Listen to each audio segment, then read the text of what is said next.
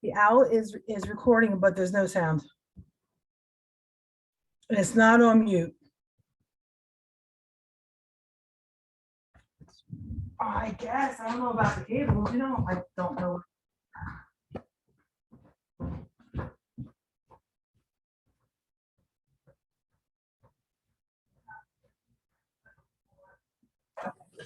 How about now? What was it on? There's a button that it says no sound.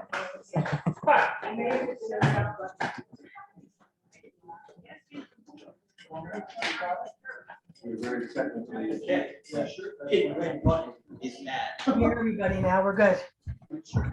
All right, thanks. Bye bye.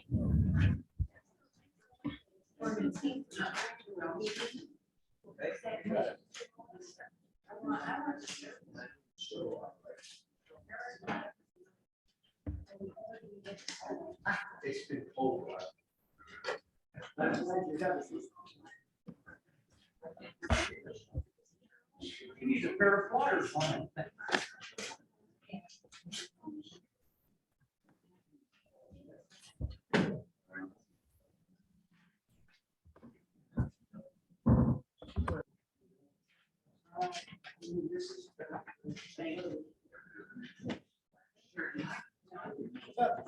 Unstable.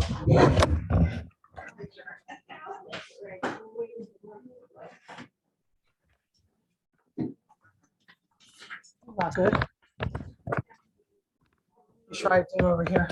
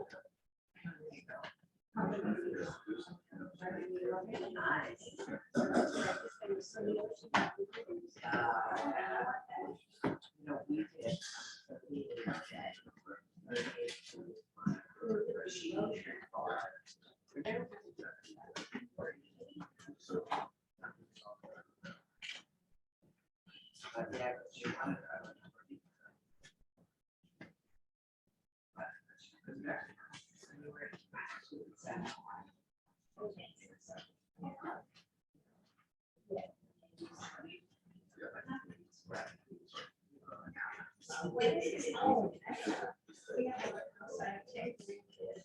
got it.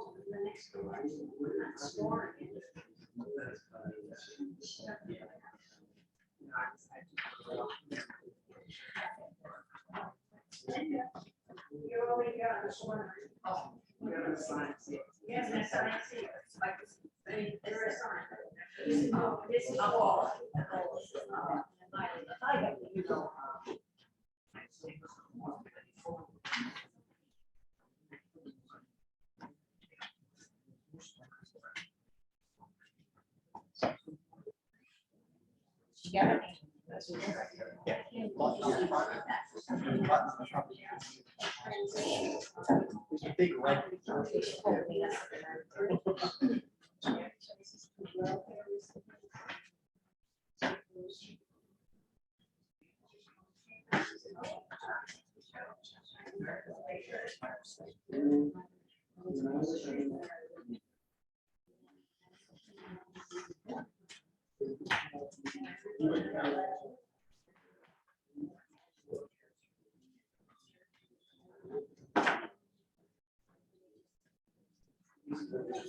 No, I don't.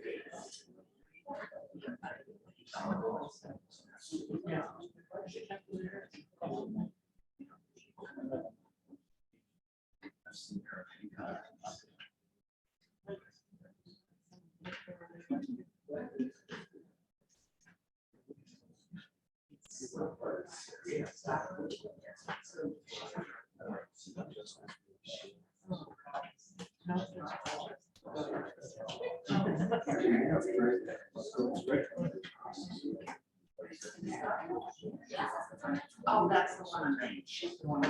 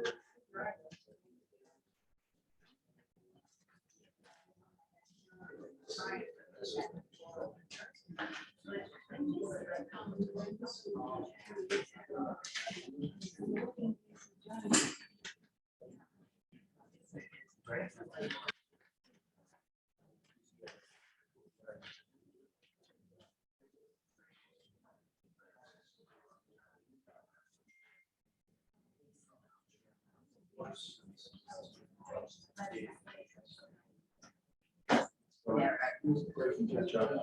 He's not essential. Greg?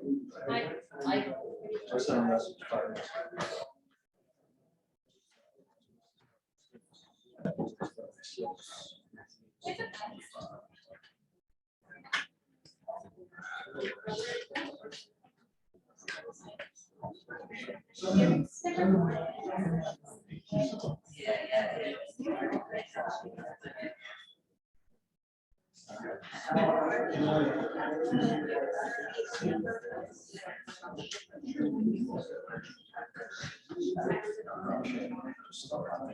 Great to catch up. Okay, we'll start, folks. Let's go to the Allegiance to the flag of the United States of America and to the republic for which it stands, under God, indivisible, for all. I wish to announce that the 48-hour notice as required under the Open Public Meetings Act was emailed to the Asbury Park Press, the Co-Star, and the New Coaster on December the 16th of 2021. That a copy has been placed on the bulletin board in the Borough office, and that a copy has been filed with the Borough Clerk. Mr. Bennell? Here. Mr. Gubatose? Here. Mr. Sexsmith? Here, Mr. Weber? Here. Mayor Fox? Here. Good evening, everybody. Council President Sexsmith had some technical difficulties in his distillery, so he's going to operate from there.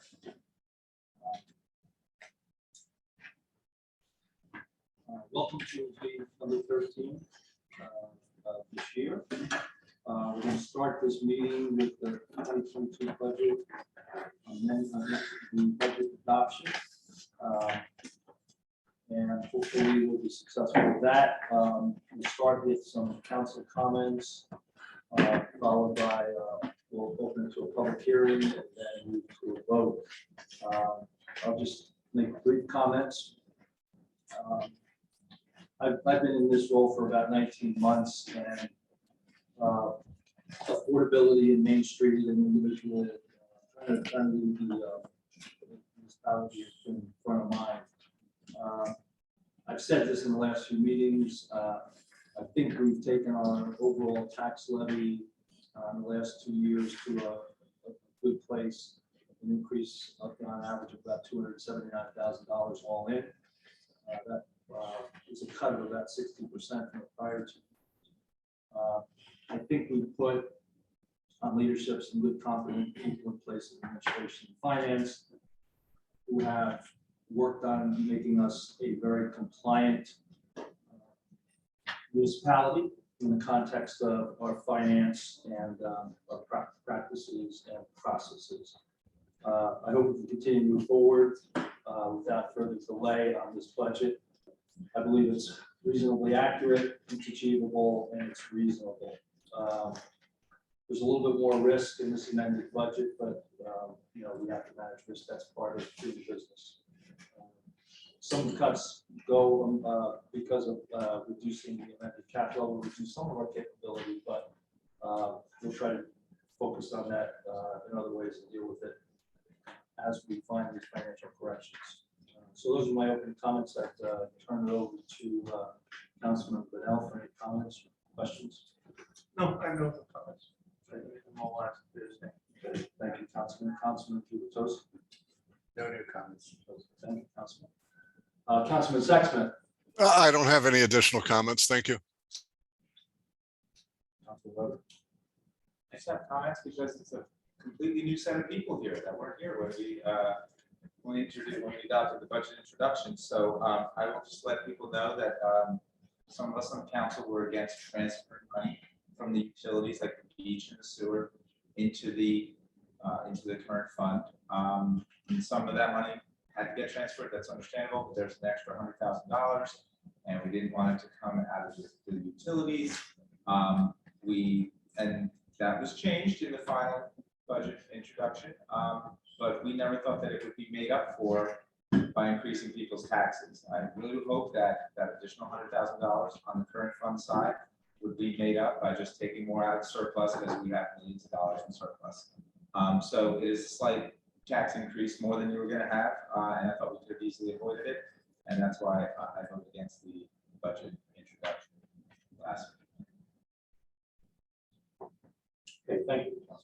Okay, then I'll close the council comments and then make a motion to open the 22 budget adoption hearing for public comment. Second. Mr. Benel? Yes. Mr. Gubatose? Yes.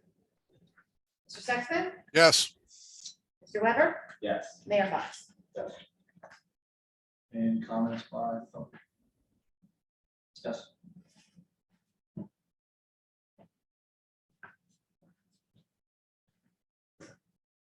Thomas J. Cohen, 612 Third Avenue.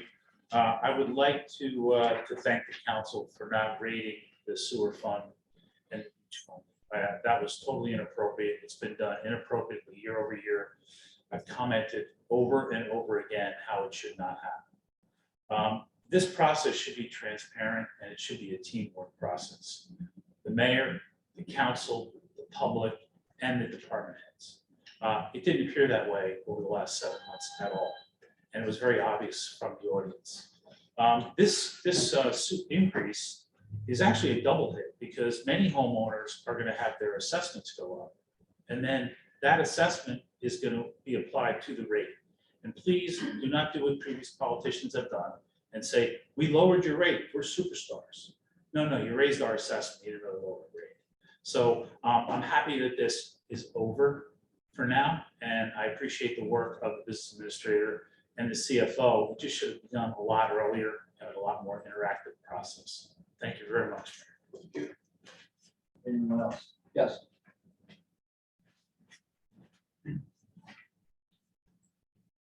Rick Bartholomew, 116 Newark.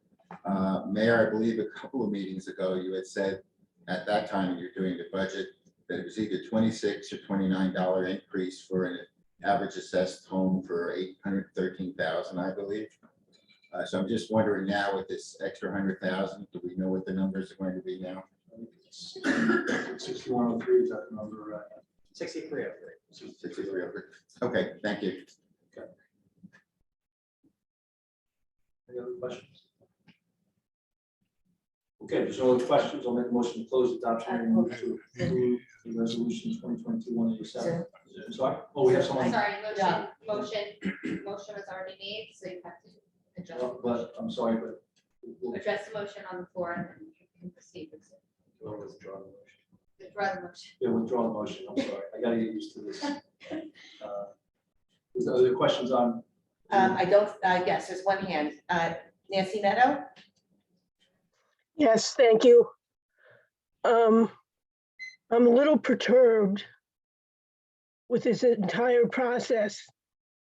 And I think the word used this evening was reasonably accurate when I have asked a minimum of 3 times, how is it the current fund shows that it will be receiving $100,000 revenue from parking? I would like to know specifically where in the borough it gets income from parking, because the only place that I see income from parking is on the beachfront. I'm not quite sure why you refuse to answer this. I can only connect dots, which quite clearly just show a pattern of non-transparency and non-accuracy within this administration. Thank you for listening. Thank you. Mayor, I would be happy to address that with Ms. Meadow, on an email with the, Oh. CFO. Okay, And appreciate it. include the city council. Okay, appreciate it. Thank you. Okay, I'll make a motion to close the adoption hearing. And move to approve. You got one more Zoom question. Okay, Erica, you got it? Nancy's hand is still up, Tim. Mr. Gavin's hand is also up. Who? I'm sorry? Tom Gavin? Sorry, Tom, that sky is so blue, I couldn't see the hand there. How you doing? Hi, this is Tom Gavin, even though the name says Ethan Gavin. I'm borrowing my son's computer at the moment, 414 4th Avenue, Bradley Beach. First, I would like to thank the CFO and the BA for an amazing job putting a budget together from not whole cloth, as I might say. Secondly, I disagree after a statement made by Councilman Weber last week that we are quote unquote raiding the funds. From his excellent explanation last week, funds are something left over. We budgeted for something, we didn't reach that budget number, and there's leftover money.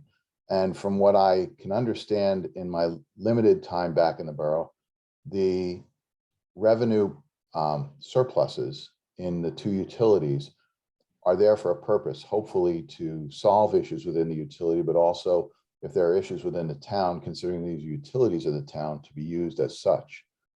Therefore, I think that the plan initially to move funds from one to the other was acceptable, but I also seeing the burdens that are that the town is under currently and potentially under more, having some methodology or some additional funds available places us in a more stable financial position. I also believe that if at the end of the year, and we're starting off with a target revenue surplus now, if we are over by 100,000, we can say we made a mistake. But my position has been from the beginning that $100,000 from the two utilities was a useful and financially responsible position to be taken. Thank you. Okay, thank you. Are there any more hands? No, Mayor. I have a question. How come the person asks a question can't get the question answered? Just like in a normal. Why wouldn't they just? If Neto asked the question, why can't she just get a question answered? They're going to address it to her. Yeah, I know. Why can't it be answered in the public? She asked it in the. I don't know. if She accepted the response, so I don't have to say anything further, but I don't have an issue. If she's never answered the question. Okay, make a motion to close adoption hearing and move to approve resolution 2022-187 to a vote. Second. Second. Mr. Bennell? Yes. Mr. Gubatose? For the reasons I stated on July 7th and July 8th. And for those of you, as Mr. Wilson pointed out, that weren't here, my reasons were basically the same as I voted no for the amendment, now I'm voting no tonight for the adoption. Marksman? Yes. Mr. Weber? No. Mayor Fox? Yes. Okay, thank you. Okay, we'll now move into the workshop discussion. Is Anthony Mayo on the phone? No, he's not. Okay, I'll just do a quick overview and then we can talk it through. For those who don't know that the Fletcher Lake Chair, Al Quixley, Charles Quixley, passed away during earlier this year. He was pretty much an institution in of himself on the Fletcher Lake Commission. He headed it up for many, many, many years. And upon his passing, Anthony Mayo, who I hope is somewhere on the phone or somewhere, really stepped up and helped get things regrounded and move things forward effectively. One of the first things he did was a critical assessment of the antiquated bylaws, and they were antiquated. But those who knew Al would agree that sometimes he was not the easiest person to make change with. So Anthony jumped in and really took a look at the antiquated bylaws, revamped and also revamped the relationship with our partners in Ocean Grove. We've got added members in Ocean Grove, which is great, and we've got a couple new members coming up on Fletcher Lake. He's also taken on better fiscal management, with better budgeting, and really other people understand budgets. So I really very much appreciate him stepping up and addressing those three fronts. Hopefully he'll be able to solve the goose problem, because that seems to be one that continues to evade us. I was on the Fletcher Lake Commission till early this year. Councilman Gubatose picked it up. With his experience with Silver Lake, that's some great leverage. So we have a revision to the charter. One of the things that was done certainly was to look at, I think Sylvan Lake was last year, read that theirs. So it was a great model to look at I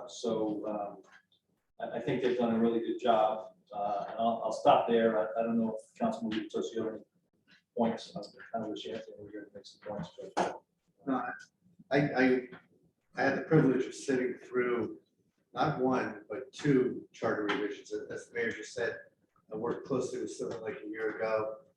That charter was over 20 years old, and it was night and day different from the charter that they adopted. For example, the old charter, both Silver Lake and Fletcher Lake, named most members of the governing body and or employees of the borough as the members of the commission.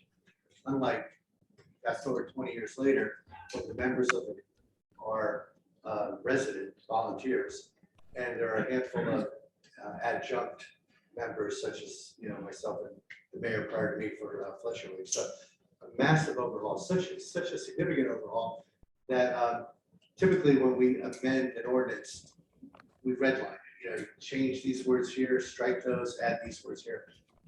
Anyone who will review this when we look to adopt these amendments will realize we've basically rewritten the entire ordinance. A couple of things I just want to point out for my colleagues here on the council, as well as for any of the residents, is that, as I mentioned, this starts out naming a whole different construct for the members of the commission.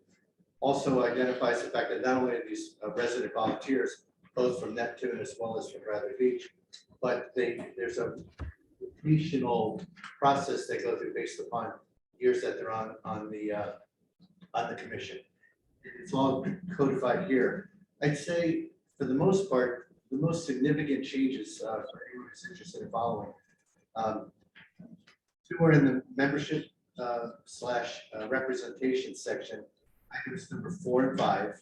Again, just denoting how many members represent from each town, how many are voting members, how many are non-voting, how they rotate. So again, that's a dramatic new change.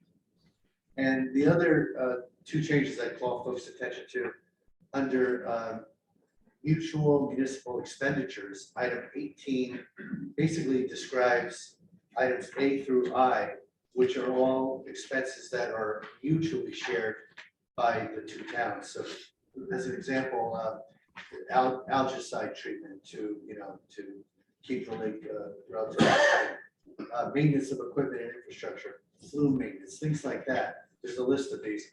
The two boroughs, towns share 50-50. Section 19 has a list of examples where one town may incur more of the burden than another. One listed here would be the bulkhead right now on the Neptune side of the lake, which is in disrepair, needs repair. And because it's on the Neptune side, it's identified in this charter as an expense that would be appropriately allocated to Neptune because of its location. So those are the critical items incorporated into the new charter. But as I mentioned, this is dramatically different. Oh, Anthony just joined us. I missed all the accolades, Anthony. Sorry, I'm not going to repeat. They'll be in the minutes. Anthony, I just gave a quick recap of a couple of the items, but is there anything else you'd like to add?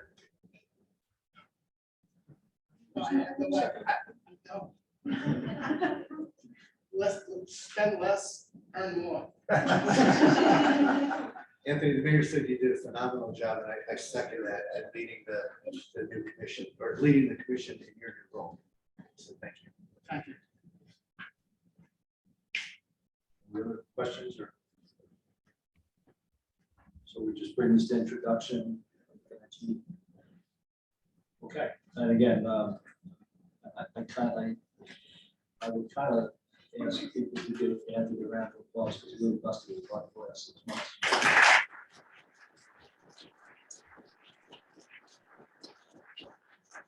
And I saw some of the documentation he was dealing with, so I very much appreciate it.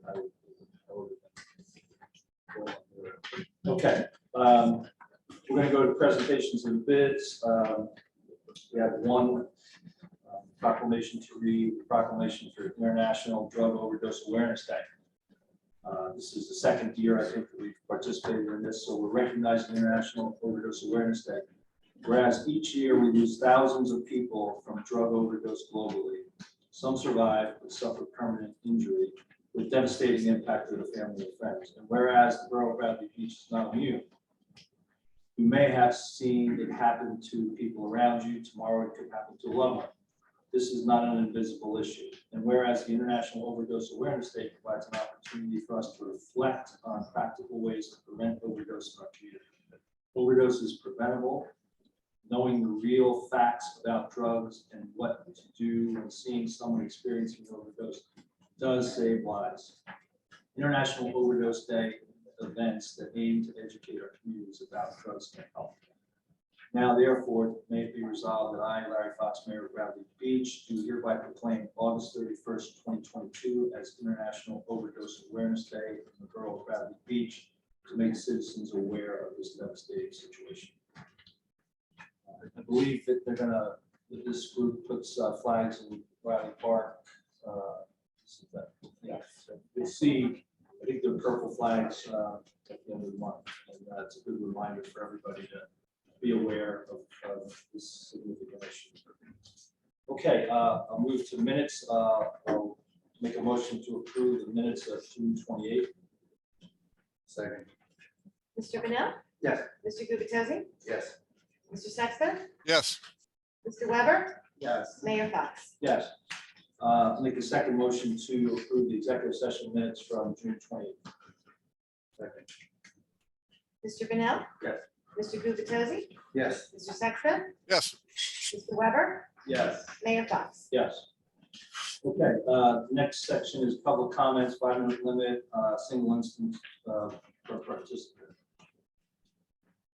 On the agenda. On the agenda, I'm sorry. That's yes. Agenda, so, yes, I'm sorry. It's at the end of the survey. Yes, Mayor, is there a possibility that you can make a motion to go into executive session prior to the public comments? I know that this is not on the agenda, but I believe that there were some questions on a resolution that would be awarded tonight and had to do with contracts. And I believe that we need to offer that explanation to the council. I will make a motion to go to, it should be fairly quick. Yes. Yes, sir. It would probably be about 15. Okay. I'll make a motion to go into executive session. And this is under contracts and negotiations. Second, Mr. Pennell? No. Mr. Gubatose? I mean, I'm very curious, but I'm It is questioning. for the resolution that is for the remediation work at 319 Marine Place. I feel as though the council might not have been fully aware of what exactly is taking place tonight, so I feel as though it's my duty to explain that before an award is put before you to vote. My question is more of a legal one, so I'll turn to our esteemed council. If this wasn't advertised properly, we've had questions raised by members of the public. More than questions raised, we've had lawsuits. So is this something we can legally do? Yes, is my position. It's a resolution under 2022-192. It's contract negotiations. And before the council and the mayor make a decision as to how to vote, it's probably better to have an educated understanding of what's going on, as there were things that just came up as recently as today and this afternoon. And before, voting on that resolution, it'd be wise to go and, discuss contract negotiation before making that vote. I'll vote yes. Mr. Sexton? yes. Mr. Weber? Yes. Mayor Fox? Yes. Say, hopefully we'll.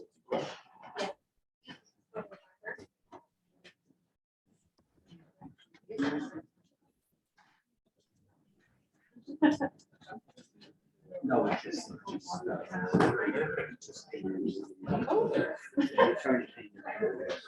Thank you.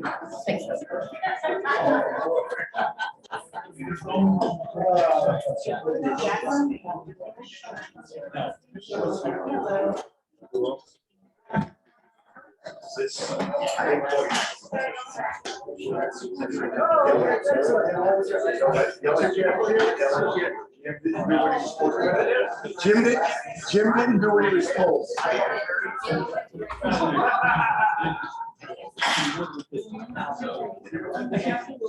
So, but.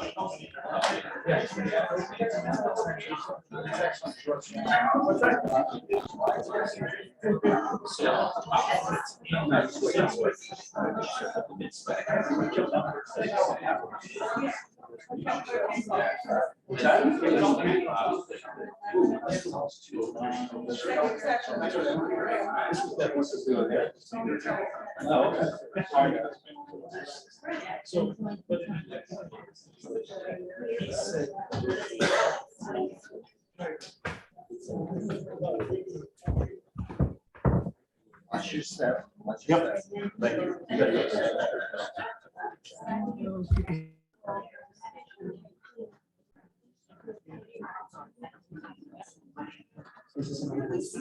Yes, absolutely. Where does it go 48-hour notice? Where does it say? It says award approved. Right. It doesn't say negotiation. So why does it say negotiation? These guys need to stay. Why does those 48 hours notice for executive session? There's no resolution. The possibility of executive sessions for every meeting. You have to look at the. I thought so. But this resolution. Don't have. They were not doing that. It was never.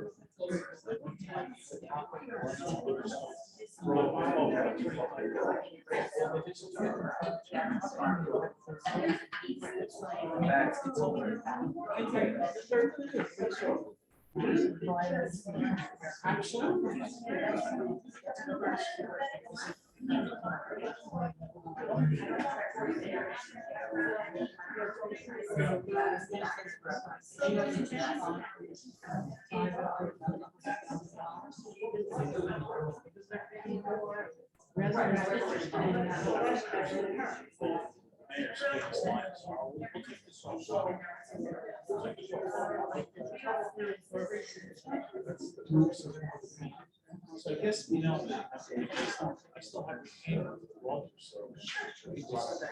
Yeah, I mean, they would have, it seems like they would take 48 hours notice for an executive session.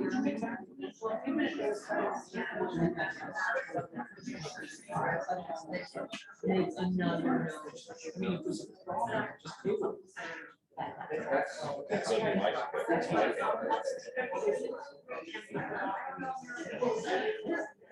Oh, it's been how many days? Oh, it's been, about 8 days. So another week. Yeah, it's just 2 years. So that's where we are. 2 years.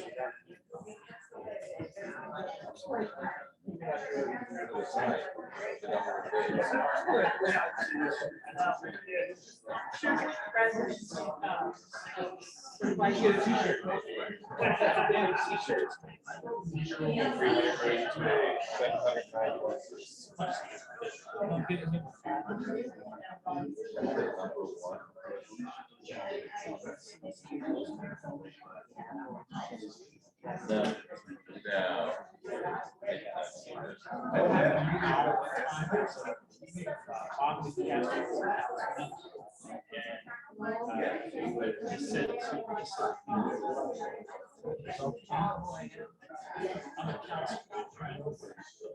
Next meeting. I'll action. That was his last year as a council. Yeah. Oh, I fought that too. No, it was development property. What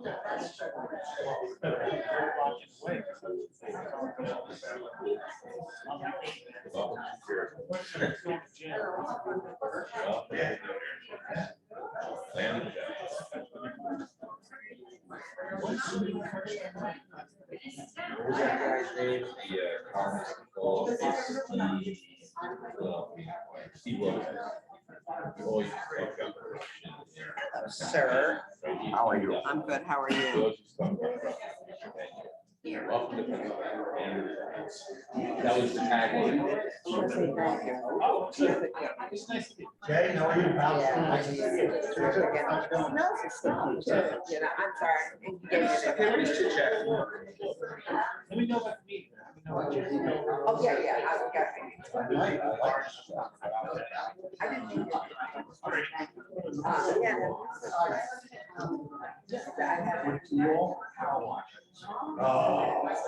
You're sorry, sir, I'm not that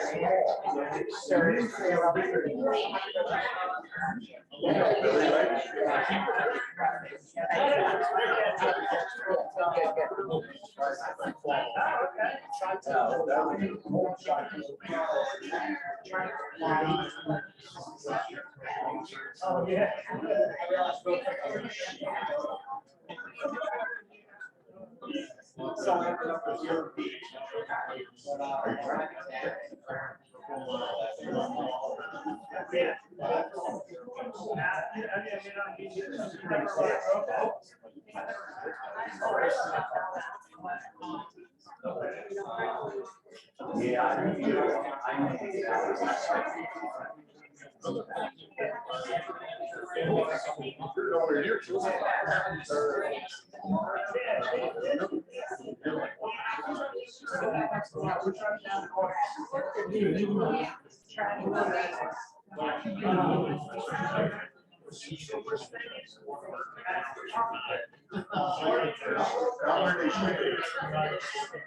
They're actually really nice.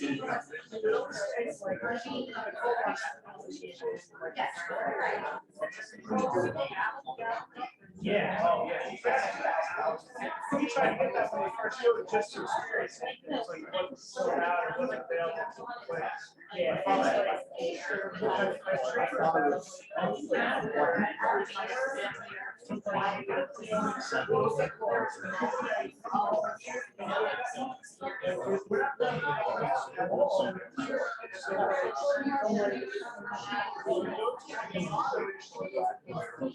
yeah. We should go more. So she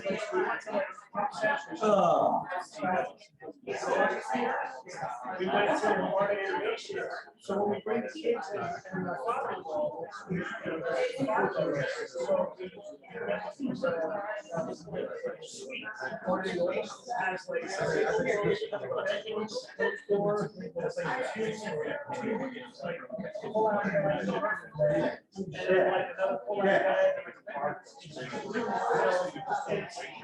it's still less than the competition.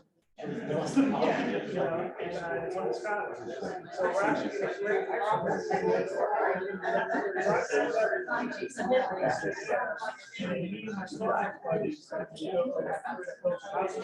there's 5 of us are going to go 6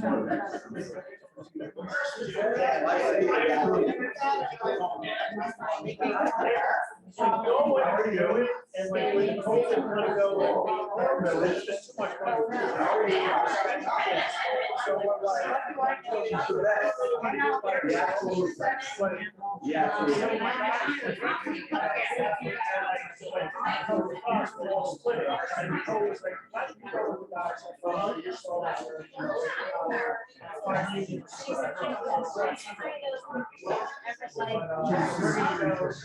so we're going to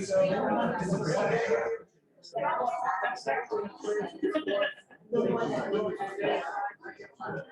Like 4 or 5 days. So the other guys come back too. It's like 'Cause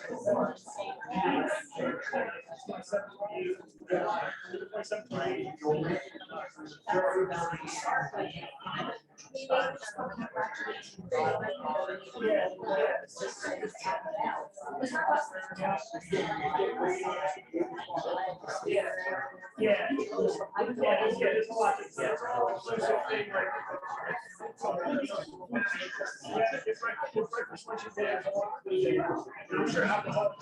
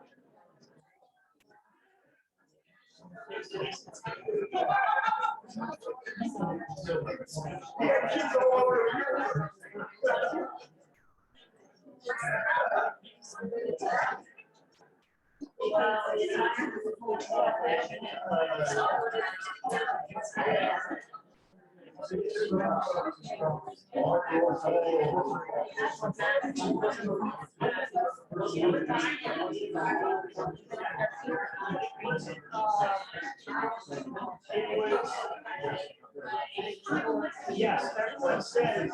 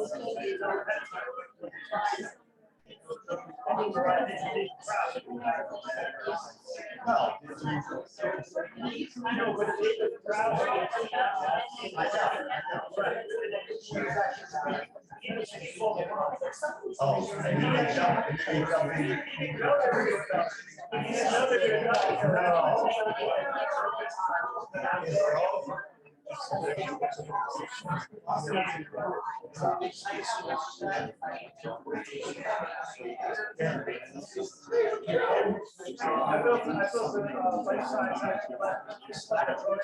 It turned out to be like a laboratory. I got a question.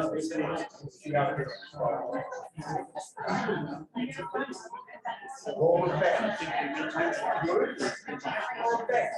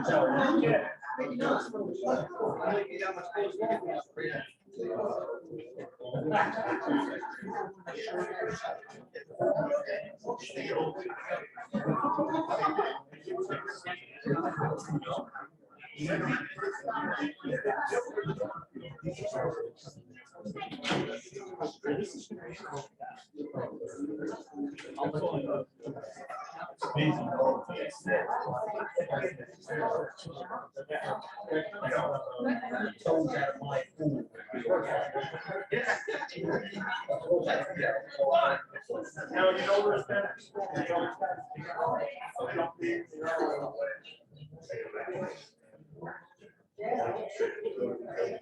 yeah.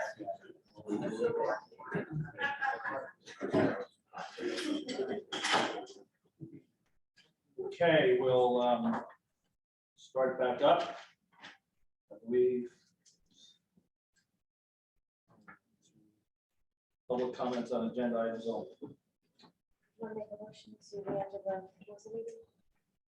Motion. Yeah, make a motion, yeah, make a motion to reopen the council meeting. Second. Mr. Bennell? Yes. Mr. Gubatose? Yes. Mr. Sexton? It's probably not that time, yes. Give me a thumbs up there, Tim. No thumbs up. Good. Yes, sorry, I had, That's okay. I had the other thing muted. That's fine. Mr. Weber? Yes. Mayor Fox? Yes.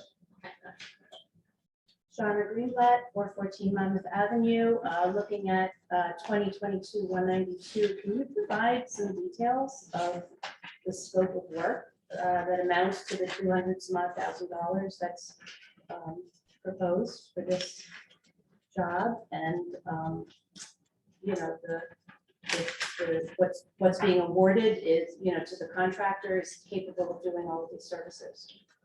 I think just do a headline, and you guys can do the play-by-play. There's two primary things that we're trying to do. One is to stop any roof leaking so that no more water gets in the building, number one.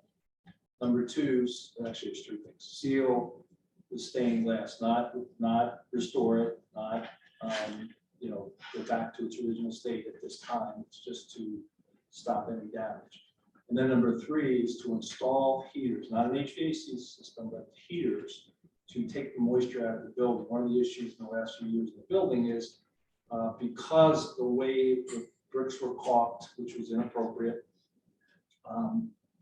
the moisture has caused bricks to basically explode. It's just a bad situation. So this will kind of stop the damage. So that's the high level, what the three things are going to happen. And I'll turn it over to the detail person with the big document in front of it. How are you? So the mayor more or less summed it up. There was a resolution by council to protect the asset of the borough. Right now, what's happening is the roof leaks now go down into the walls. There is more than 100-year-old brick system that we actually had to call through the masonry system. There's like a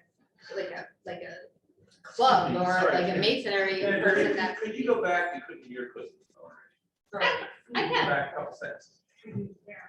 I'm not too sure, but yeah, I'll try to go back as far as I can. Yeah. Right before the break. Yep, so the mayor more or less was correct with what he said. We did a resolution to go out to bid to protect the asset of the borough. So right now, what's happening is for the past couple of years, what's been allowed to happen is with roof leaks that are happening, they now travel throughout the wall system of that structure. And when you take a look at that brick structure, it's over 100 years old. It's actually quite wonderful brick system that is not many people are familiar with it, and there's certain masonry organization you have to get in touch with to even know how to care for this brick system, because it's a certain interlocking brick that they don't actually practice lay bricks that way anymore. What had happened was when this building was tried to be secured from water leaks, it was siliconed and it was whatever other type of material they used between the for that mortar system in between the bricks. That's not the proper way to handle bricks, right? Bricks have to breathe. They have to let out the moisture, they have to let out the heat, whatever else it needs to let it out and breathe. It did not happen. So now what happens is you have all this moisture within the walls and the system, and where does that affect? It affects the foundation. So we have to now figure out how do we fix the foundation, how do we protect the brick, how do we protect the walls, how do we protect the structure. We have to close up the roof. We have to seal the stained glass windows because they're leaking into the seams. We don't want to get rid of them at the moment. We want to seal them up properly, not make it an eyesore for the public at the same time until the borough figures out what they are doing with that building. What is the final product? We want it as eye appealing to the public as possible while we protect the asset. That's what this bid is. Is it the number that I would have personally liked? No, but in this day and age with construction price and the amount, the cost for materials, it came in a tad bit higher. But that's what we have. Is it something that I can do in-house with my DPW department? No, I cannot. I mean, I know, first of all, this was something that probably should have started when we purchased the I property. can't speak Because to no one that. would leave their home unattended for 2 years in the weather and the elements. You know, so damage has been done since the property. I just know for the past year to the Yeah. date that I was asked to task this, so. Right, so, and I guess my other question is just important for us to be able to see, since this is such a contentious issue, the whole issue of the church, whether we're going to go forward with it or sell it or whatever, to know that the money that's going into it is being used wisely and needs to be done clearly, and that we are choosing one who is completely qualified to do all of these elements and also not replace things that might be able to be repaired, like maybe the boiler or something Oh, like that. so just so you are aware, this is not about a replacement project. This is about a preservation, this is to protect the asset. Right, but now. isn't there a temporary heating system going in or something? Just temporary. That is, use, it. not- so, not- it's so when not you all- think it's temporary heating system, it's not your HVAC system that is gonna come through vents. This is a system that they will put in place, hang it from the rafters in appropriate areas, create a staging area to actually dry out and heat the building. This isn't to work on existing areas of HVAC. HVAC is different from a temporary heating. And we know we can't utilize what's in place Absolutely. at all, like the heating, Positively the not. HVAC system? No. Okay, thank you. Thank you. Yes.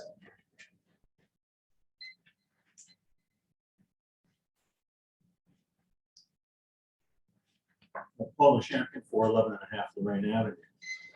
I read the structural engineering report. It's an excellent one. It's very detailed.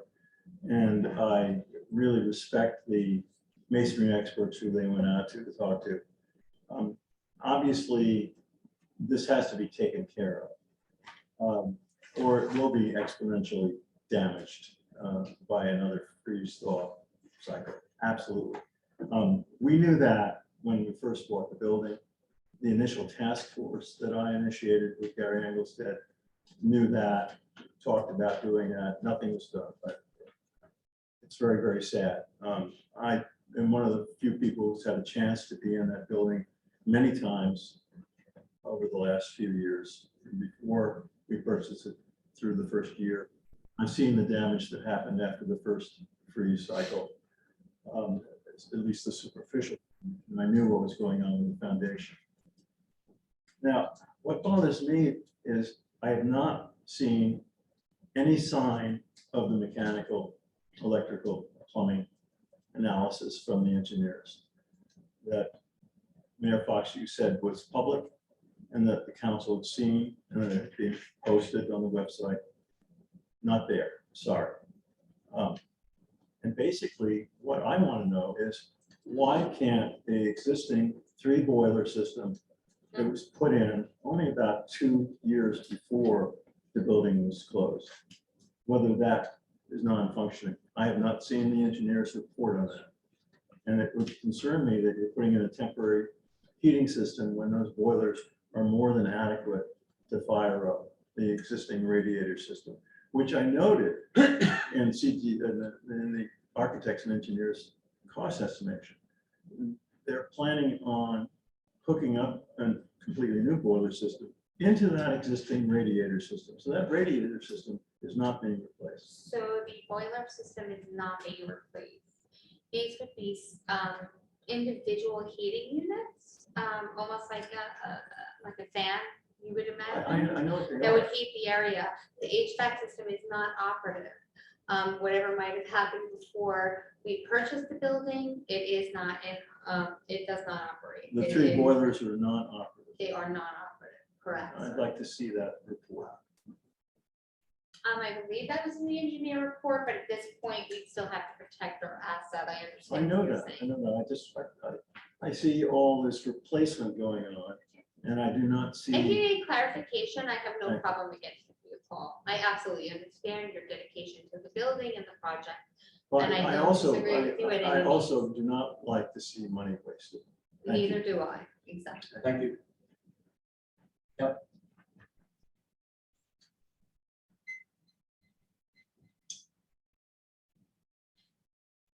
Sandy Chapman, 506 Burlington Avenue. I have a series of questions, but they really relate to, aren't the proposed repairs to the building taking the cart before the horse? The building was referred to as an asset of the borough, and it certainly is. But maybe not in its current form. If this property were sold for development or redevelopment, my guess is it's doubtful that a developer or redeveloper would use the building in its current form and not get rid of it to build a whole bunch of condos on that site.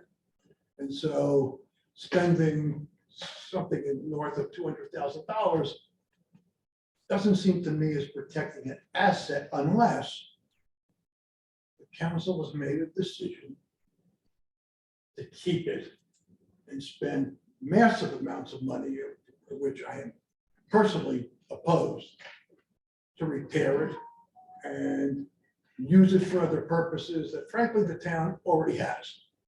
And $5 million or $10 million, it seems to me, could be used for a lot of other purposes in this town rather than renovating this building. And frankly, I haven't seen somebody suggest that there is a need in Bradley Beach for what's been proposed for that church. Sometimes somebody has an idea that it would be nice to have all these things, and then it gets legs and is perceived as a need. I haven't seen anyone make that decision, despite the years that this thing has been kind of kicking around. Nor have I seen any evaluation, and maybe I missed it, maybe it's there someplace, of the effect on revenue to this borough of get to do the repairs or the renovation, the lack of revenue created by the municipality holding property itself, as against selling the property, getting the revenue from not only the sale, the tax revenue going forward, and tax revenue from the development of the property. I haven't seen, and frankly, I'd love to hear what their analysis has been of one of those uses versus another, and how that impacts on not only the budget of the town, but the taxpayers, the neighbors. And I didn't mean to get too far off track, by the way, but it seems to me the issue of spending north of $200,000 to repair an asset, first you need to determine whether in fact the building in that form is in that asset to begin with. So if any, I love those, although they come across as comments, they're really in the nature of questions. I'd love to hear the analysis that was done. I'd love to hear that there's a need, that there has been determined that this town needs the church in a renovated state. And one analysis has been done of the two possible revenue streams or losses to this municipality over a whole series of years.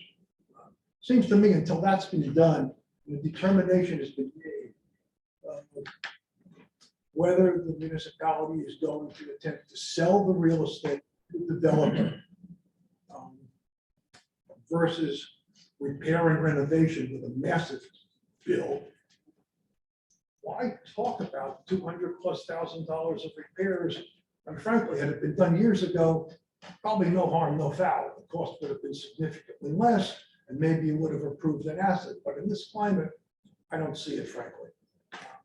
Well, I have an additional question. Mr. Bennell recently on, Councilman Bennell, excuse me, in next door raised an issue of him requesting a bunch of information that he didn't seem to get. And I questioned why, forget the public for a second, but a councilman who's going to make decisions about some of these things can't get access to some basic information that frankly might answer some of the questions I'm posing tonight. I'd love to hear answers to some of this. I'm not trying to disrespect anyone, but I'm more than open to hear what the analysis has been. Whether this thing is really viewed as an asset, is the town going to go forward and sell this thing or spend multi-millions of dollars on a project that frankly, I don't see the need in this municipality, and I hope folks here agree with that. Thank you. Thank you. I am going to cover in my comments one of the elements of that, and that's the survey we're doing, which will include those costs. I'll stand here, and I can hear better from here. We, last night, I guess, late day, we got beyond the cost of the renovation, just, you know, having this facility as the community center, what that would cost the municipality, what would be the tax rates. I'm trying to work that through financial people right now, to make sure it's very understandable to people versus, you know. I can understand. I'm more than happy to listen. Yeah, well, it's not ready to go yet. It's going to be ready by the end of the week. Well, I think that maybe clarification, Sandy, is the fact that we're doing, we're gonna do a survey that goes out to every resident. That survey will then give you the opportunity to speak as a taxpayer or a resident, business owner, to say, I understand, I have read the documents, I see them, and I am for or. No, I understand, but you've had public hearings about this. This isn't the first public hearing that relates Right, No, this it's is not a to public this hearing, issue, this is and actually just I would speaking I for would a have thought resolution. that some of that information would have been available in advance so that those of us that don't follow this on a daily basis, I confess, I have not one. Right. We kind of follow along and look at it and come to at least intelligent decisions as we go. So one, we wouldn't bore you guys with silly comments, or the people that have to sit back and listen to us. Right.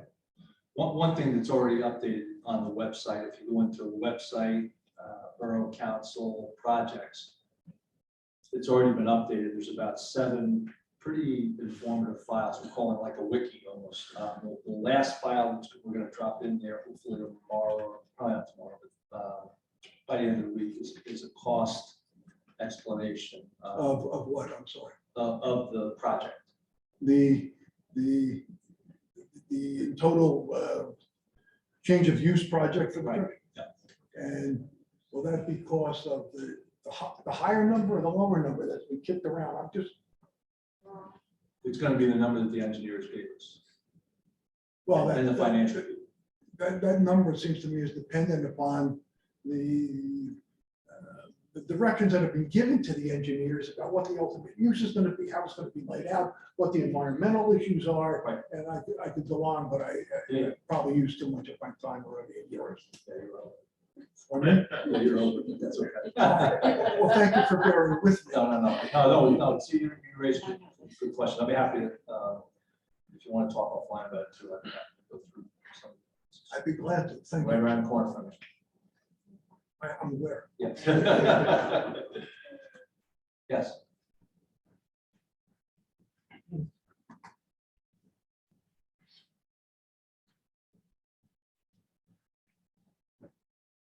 Evening, Don Greenberg, 302 Park Place. Paul covered a lot of what I had to ask, so gentlemen who just spoke, but my main concern is that council didn't have enough information to make an informed decision.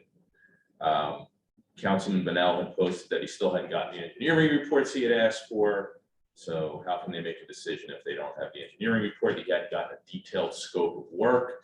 So my question to the council members individually is, do you guys have enough information to make an informed decision on this resolution? And I'd like to get an answer from each council person. Yes, Al? my answer Oh, is great. that I don't support spending any more money on this church until we at least get the survey back, period. Okay. I have enough information. Okay. Tim, you there? Yeah. Yes, I have enough information. Okay, great. My other question, what's that? Well, I know he had all the information. It's just nobody else did. That's just not. Well, you had access to all these reports that the council people were asking Mr. for. Greenberg, this was all Mr. Greenberg, presented before. I'm sorry. This is all presented before the public hearings that were happening. And this was a bid spec that was put out for the Well, appropriate amount of time. According to Councilman Benel, he didn't have a detailed scope of work nor access to the engineering reports he was looking for. Wasn't the Understood. engineering At the report, time it that was he just asked, the he Scope did. of work. Yeah, I'm sorry, what? It was just the scope of work, Okay. specifications for the job. I got the front end specifications, which detail how a public project is managed financially, basically. But it included nothing about the physical work going on in the building. My other question was, how was this company vetted? What was the vetting process for the company? Because, I mean, I went to their website and on their scope of services that they perform did not include either heating or roofing. So I want to know how the company was vetted and what makes them a responsible party to do this work. So as the purchasing agent, I'll answer that question. I figured that answer would come. So we put out a public bid. The engineer provides the bid specs of the bid that goes out. I ensure the purchasing agent that it has all items that are fatally needed for the state public contracts law, state comptroller, and for the borough provisions that are set in any ordinances. We then put out the bid, they reply. If they answer to all the fatal replies that are needed in the fashion that they should, provide all the information that's needed, they then can get the award if they are the lowest responsible bidder. But how do we decide if they're responsible? So they fill out, Per the so state let me law. finish. So they fill out paperwork. Yes, Anybody can fill out paperwork. How do we know they're good at what they do? I guess that's my question. You don't. Okay. That's why you have a bond. Because if they Okay. fail, then you go to the well, next we do contract. get a. bond. Okay, so that answers part of my question. Okay, great. And my other question is on the survey, how is that going out? It'll be online. What about mailing it to all the residents? We don't have that We're not many mailing to all households. residents. We are contacting residents that have come back to us and told us they don't have online capability, plus we are Right. providing them access to the library. We'll have a station plus resources to work the survey with them. Is there a reason we're not just mailing it out? Because well, number one, it's 2022, and we should be able to do this online. Compiling a survey manually will take significant resources and time. We want to get, I think what you'll find when you see the survey is it's very well done. It's very easy to go through. It takes about 7 minutes, at least the first. But as you said, not everybody has access online, and mailing it, we have what, maybe, how many households? I'm sure you know this, Ken. 1931. Yeah, so that's not a big mailing. I was in the mail business for 20 years. So what'll happen is a postcard is going to go out to each resident. Oh, okay.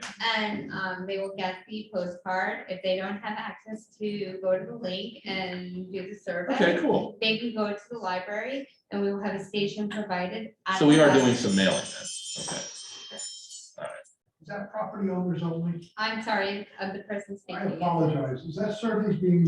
You have to wait, yes. I don't know who's talking, but you're gonna have to wait your turn, whoever you are, wherever you are. And my one quick administrative question on the Zoom, is there any way you can just turn off the dinging? So like every time somebody goes in or goes out, you can't just turn off the ding? We can look into it. Yeah. Thank you, time, thank you. Okay, thanks. And who is? This gentleman here. Oh, okay. Oh, no, you got one, you only get one Please shot. Backing on his comment, Yeah. will the survey be sent to No, only no, sir. property owners? We'll, I can answer that offline. Thank you. Yes.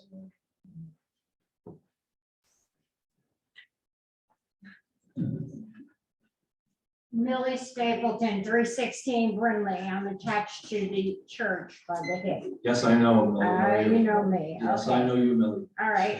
Will the property owners be the only ones to get the survey? No. Okay, are we mailing out tax bills? Are we mailing out tax bills? Right. Well, now. Yes, we will. Well, a survey can't be included with our tax bills? No, no. It's a piece of paper. We've had other papers advertising within our tax bills. Understand. I think you're going to be pleasantly surprised by the survey. Okay. It's be very easy to fill out. There's a lot of information. Yeah. And And we're talking about, all right, we have 1,900 taxpayers. Is that what you- 1931 residents that we tax, buildings that we tax. Okay, and then What's if that? a unit has, if a person has more than 3 units or something, will they get 3 surveys? So each one of their, you can have each one of your tenants fill out? Tenants will be able to fill out too. Because they're part of it, right? They're Yes. not gonna. The one thing I drive- want to clarify, the 1931 is residential homes. Yeah. That doesn't include businesses, commercial businesses or Or anything like something that. to worry about. So there are more than Yeah. 1931, but in this case. Okay. we're Yeah, talking so the way the survey works is if you're an owner and a resident, on one path. If you're a resident that you don't own, you'll go down another path. So we'll be able to look at the data once it's all in. and say, Business as well. What's that? Business. Business as well. This is what residents who own think. This is what's residents who Okay, rent think. and if you send me a copy of the survey, I can make a copy of it if my neighbor did not receive it. Well, what's gonna happen, well, you'll see when the survey comes out, but you will actually have different areas that you have to fill in. That will then point to see your So they property, can do your theirs, location. yeah. Correct.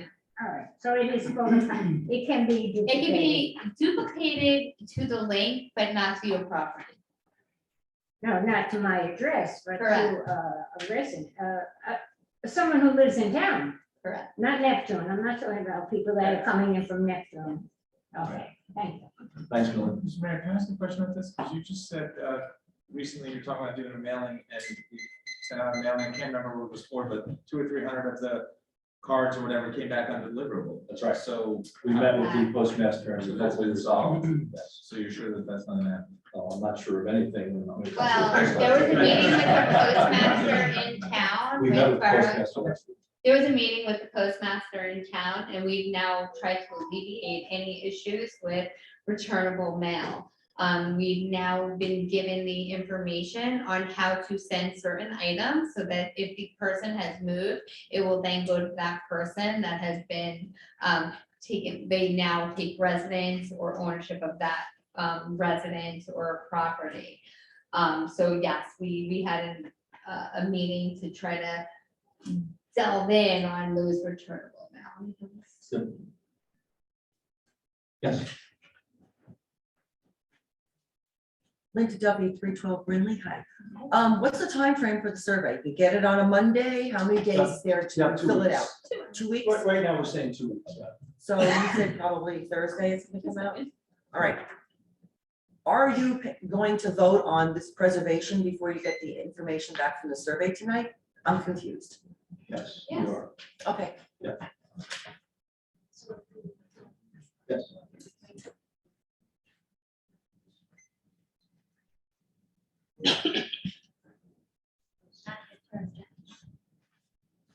David Jennings, 406 Lorraine Avenue. Question is on the survey. That's great news. We're going to get a survey, so that's good. In terms of timing, he gives, Bobby? Mr. Jennings. I'm sorry, I didn't get your name. I'm It's sorry. David Jennings. Thank you. 406 Sorry. Lorraine. So it's good news. We're going to get a survey, which is great.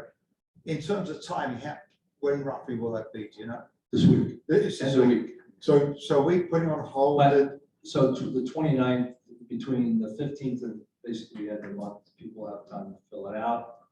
If we find that there's still volume coming through, we'll extend. Okay.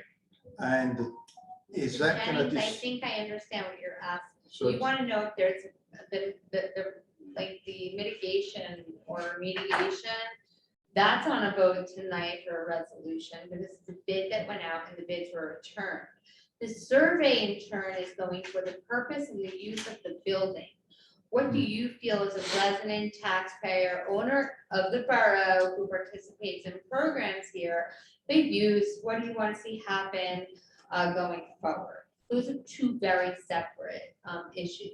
Does that also include not using it for a community centre? Because it, you know, maybe there's a lot of You people have that option who in don't the want it survey. there. We've still got all Yes, these sir. other issues there. The parking hasn't been resolved. Sir, yes.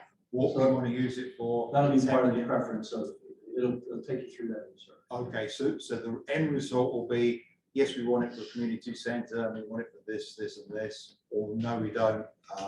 We don't. But understand, it's kind of a two-step process. We were using this process for a couple of reasons. Number one, to inform the public, provide more information.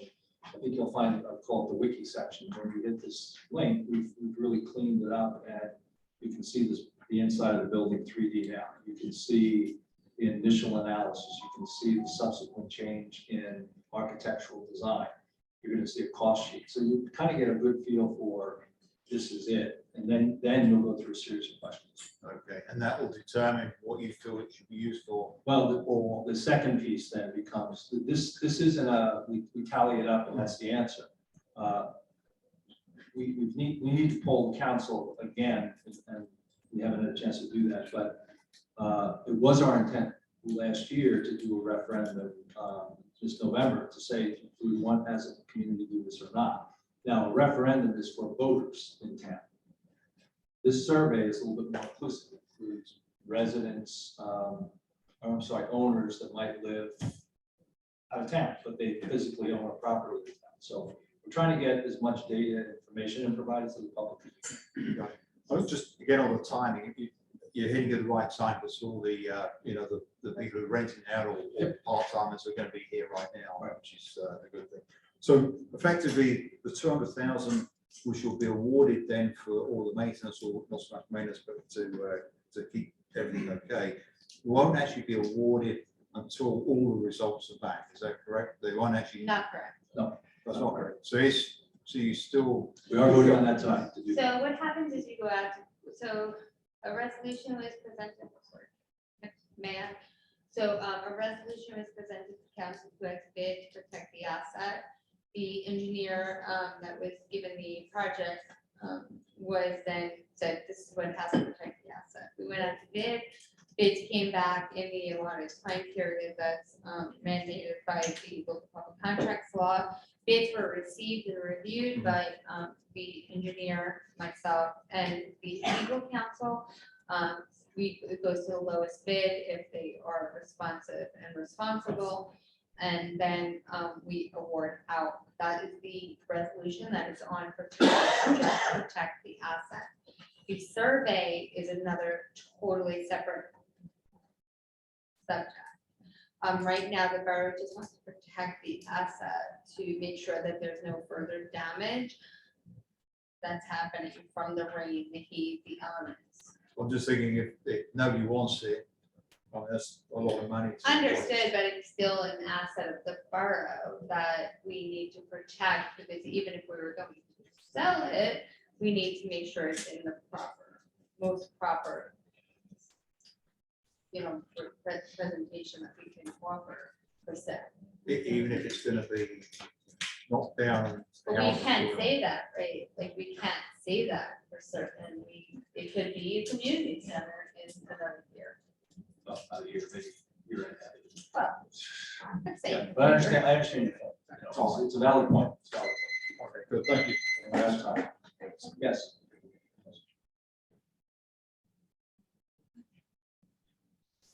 Hi, Julie Title 605 North Avenue. We're talking about protecting an asset. Julie, you're speaking of the mic, speaking, I can't hear you back here. Well, sure. Turn it up, Julie, turn it up. 605 North Avenue. So we're talking about protecting an asset, and just like a homeowner, if I have a leak in my roof and when I was having repairs done, why have we not tarped this in the past 2 years? Why, we need a Band-Aid right now. Well, we have been band-aiding it. We But just I mean, a cannot tarp. find it. But why can't we put a tarp on in the No, in the it's meantime? not tarpable. This is not a tarpable area. This is just an area that there are different leaks in different areas. So we're told, or But, we but, have tried to do that. but And the we have roof, definitely Rubbermaid tubs inside the building that are catching water that we couldn't figure out where they came from. We now know, so now we need to, where's now the we need water to do coming it. from?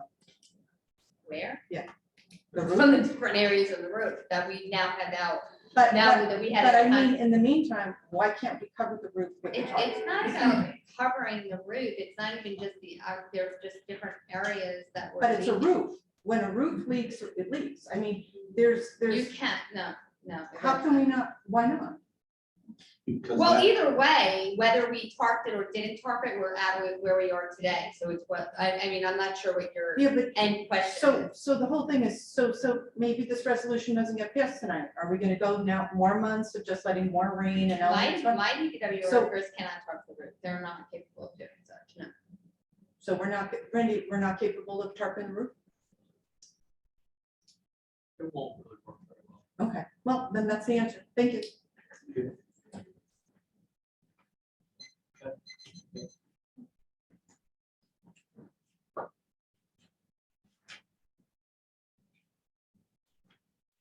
I mean, I really appreciate the fact that Lauren Egbert, 404.5 Ridley Avenue, Bradley Beach, you would remember. I'm really happy to see this being explored. I want to thank Councilman Bunnell for looking over the numbers. One of my concerns is about this survey.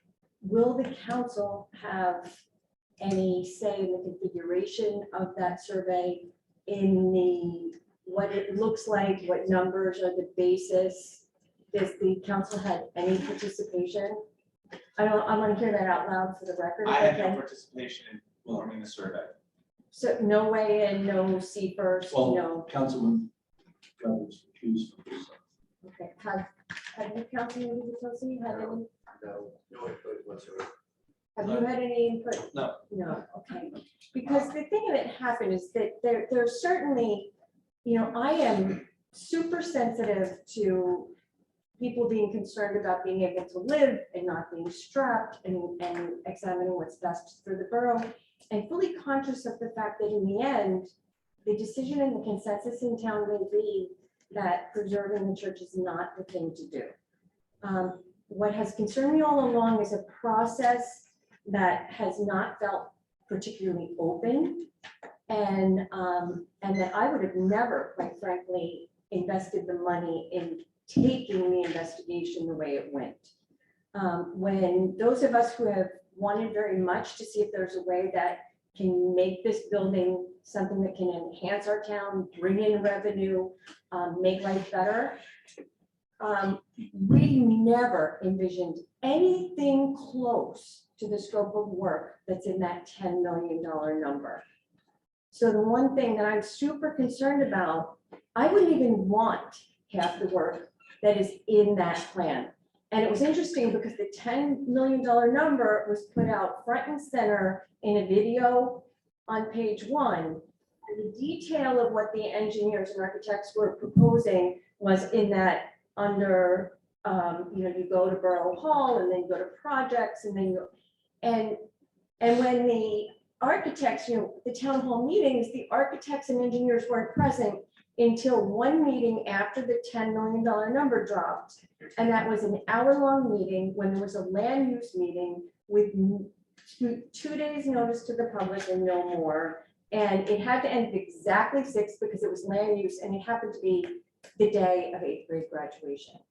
So I'm just afraid of this survey going out that nobody's seen other than the administration, and that is going to produce, again, not an exploration. When we came in meeting after meeting, everyone who talked about this, talked about the concern for limiting the scope, both because of cost and because it's a historic building.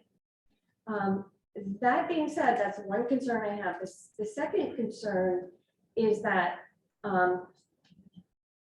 we have gotten here by a process of not doing anything for 2.5 years. We did have a pandemic, so give everybody that. We are on the border of making a passive decision if we don't do the work that it takes to preserve this building. And it will be a passive decision because a referendum will happen in November, the freeze will happen in October. And we will frankly, I mean, if there's a survey that goes out, do you want this building for $10 million? And the answer is no. I will feel like we found out exactly nothing about what the majority of residents in this town feel. So to me, there needs to be time to explore this in a more rational way.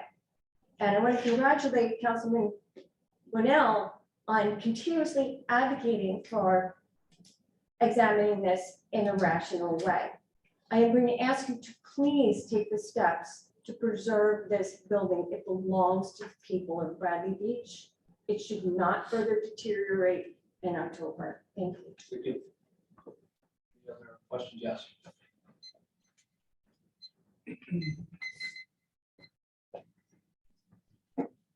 Thomas J. Cohen, 612 Third Avenue. It's been over 800 days since we purchased this building. 800 days. I've waited for this day for 800 days. This is an embarrassment. It's embarrassing that the Engelstad administration and your administration, Mayor Fox, did not deal with this a lot sooner. This asset is being destroyed. I do have a question for Ms. Humphrey. Are we doing dehumidification at the same time, or are we just putting in heat? Will there be dehumidifiers? So what will happen is that the heat will then create a dehumidification process, but I will be more than happy to consult with the engineer to make sure. that It it's sounds like a hot air. But it is. So it will. Yeah, it will. Okay. I'm not an It's not engineer. radiant heat, it's moving air. What it sounds like, I don't know. Yeah. That's what it sounds like. And there's been comments about our existing facilities. I think we should all do a tour together, see our wonderful Biazi Center, and how you can barely fit anybody in there because it's now all offices. But my bigger thing is, Mayor, is that are we going to be doing school budgets now in a survey? Because these people who have to pay taxes here are not going to want to pay the taxes. Let's just do the referendum that you told us we were going to do. And enough of this survey, just do the referendum, the voters come out just like they do for a school budget, and we get the answer, and then we can move on. Because this is silliness, what's been created here. And it's really sad that this building has deteriorated so badly under your watch. And Mr. Sobel, I disagree with your legal determination on this. You stated that this was a negotiation. It's not, it's a bid award. If I was bidder number 2 or bidder number 3, I'd be filing a lawsuit and saying, hey, what happened in the closed session? This is totally improper. There was not a 48-hour notice. I most likely will not file that suit, but if I was one of those bidders, I would be. This has been handled horribly, Mayor, and Council. Thank you. You've done a great job. Thank you. But thank you. Is my 5 minutes up? I'm not, no, it's not. So, Mayor and Council, you know, this has been a very difficult circumstance to work under over all this time, and I feel for you. There's been a limit. Just like the budget, there's been a limit in process here, and it's very sad, and it affects everyone in the community. I find it disturbing. I think this survey is a sham, because there's no reason that people who are not here all the time, they go to their homes, when they're here for 4 months, they go to their homes and use the community centers there. It's a long, cold winter here in Bradley Beach. I'd like to do some socialization with people in a beautiful facility there. And that's really my goal. I think that building will be squandered if it's not a community center, but thank you, Mayor. Thank you. Anyone else? Yeah. I just want to, do they guarantee their work? Point of order. Point of order. Thank you. Mr. Jim Pepper.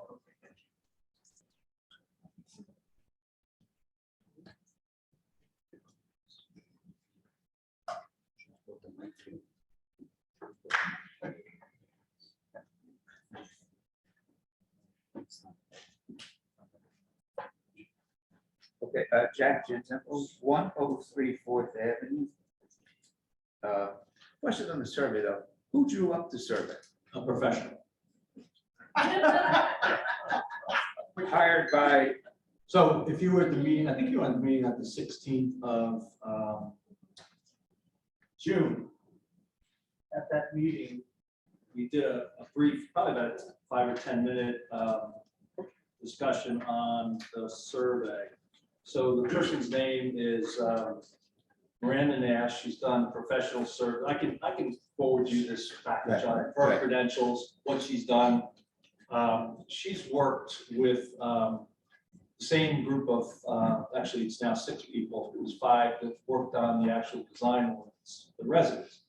I pretty much stayed out of that with the exception of yesterday when I just tried to understand when some of the cost stuff came in to make sure I just understood it. So the rationale for me not being real involved in it was, I don't want my thumb on the scale.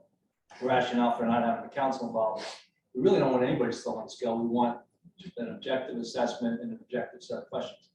I have seen the questions. I don't comment on them, but I think you're going to be very pleasantly surprised. It's a pretty, it's a good survey, and I have picked up on one of Ms. Nash's comments, and that is, she doesn't try to put cognitive overload into a survey where people's heads are exploding that there's so much in it. It's about a 7-minute survey, 8-minute survey. If you go to the wiki part, the information, you're going to spend a lot of time, but the actual question answering, it's pretty, I think you'll be pleasantly surprised. You know, Mr. Mayor, that 1 or 2 words in a survey can change impact. And that's why I hired a professional. Right. And yet, nobody's had a chance to oversee Miranda Nash or whatever her name is. Sir, I have. I Okay. have, and please know, as I said, from the very beginning, I'm taking the job in this borough. I serve not only the council and the mayor, I serve the residents and the employees. I need the most neutral party that is gonna conduct a survey that is going to be distributed equally throughout. And I have confidence in this survey that just that is being Well, done. yeah, okay, thank you very much. However, somebody from the public should have a chance to take a look at We this do survey have, before it's we out. do have 5 members of the public Okay. who are reviewing it, and as well as myself. All negative, or relatively negative No, on the church. Not at all. Not all, Not at all, not at all. well, One of that's the- not the way I see it. that doesn't matter. Okay. Anyway, no, I thought that somebody should be able to scrutinize it and look at that because just a slight intonation changes impact. Absolutely. Anyway. I'm a solid supporter of repairing and restoring the historic complex at 319 Lorraine, The speech. AKA the community center or the Methodist Church. I'm a full-time resident, taxpayer, homeowner, and voter here. Our little group of volunteers has no monetary interest in any aspect of the church restoration, and we seek no notoriety from it. Our motive is simply to preserve what we consider to be a legacy of a rich past and to develop a community center which can coordinate many functions, both civil and cultural. It is a multifunctional complex. I'm not sure that the report of the architect some 2 months ago, hired by Bradley Beach officials, was fully appreciated.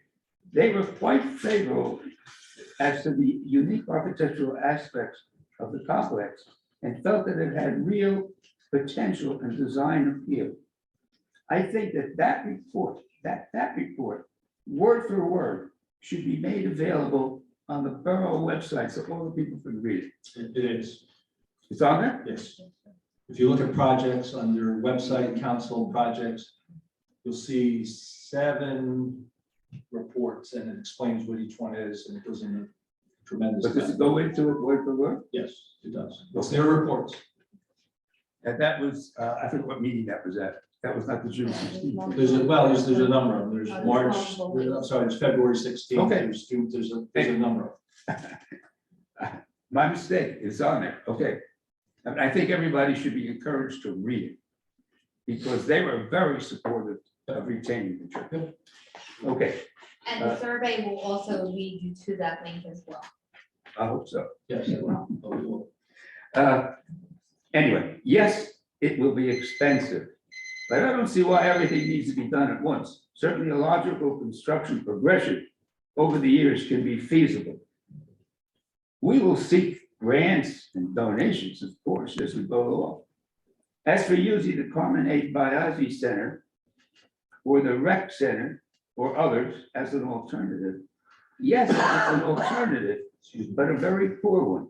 It lacks the history, legacy, and beauty that this restored community center can provide. Thank you. Thank you. Okay. One more in the back. Thank you.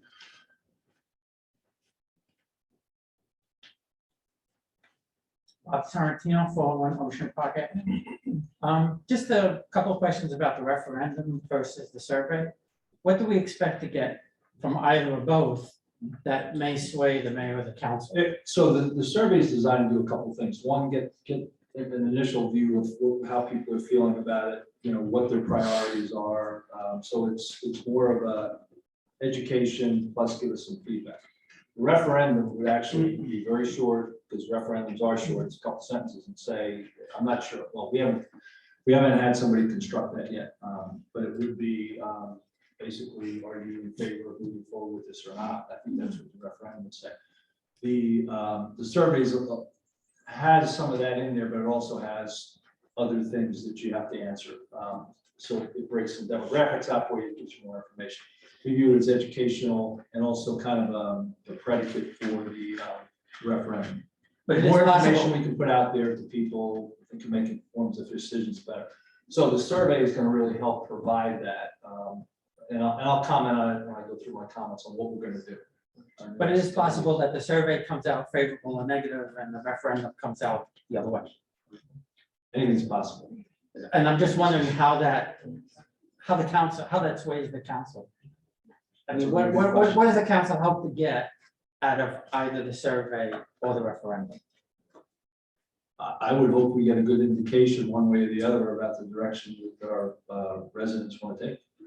Okay, and then just a quick question about the expenditure, the $209,000. Sure. If the council votes no tonight, right, what does that mean for the project going forward? I mean, the place is going to continue to deteriorate. Correct. If you vote to approve and the survey and referendum come out negative, then we've wasted $209,000. Yes, that's correct. Okay, I just wanted to hear that. Yep. Because I think everybody is kind of wondering the same thing. Okay, then, thank you. Yep, thank you. So can you just give me your first name again, sir? Robert, thank you. We got It's easy, Bob. Bob. Thanks, Bob. No, Bob. William Shook, 110 Fifth Avenue. I'm going to disagree with many of the things that Mr. Cohn said, especially with Mr. Councilman Bonnell posting his comments on social media, which is wrong. We're going to be spending $209,000 on something that's going to be put on a referendum in 4 months. By the time the contractor is awarded, by the time he starts work, it's going to be referendum. So we're just throwing that money away for nothing. Let's just demolish the building, use that $200,000, demo the building, subdivide the lots, and move forward. Thank you. Thank you. Yep.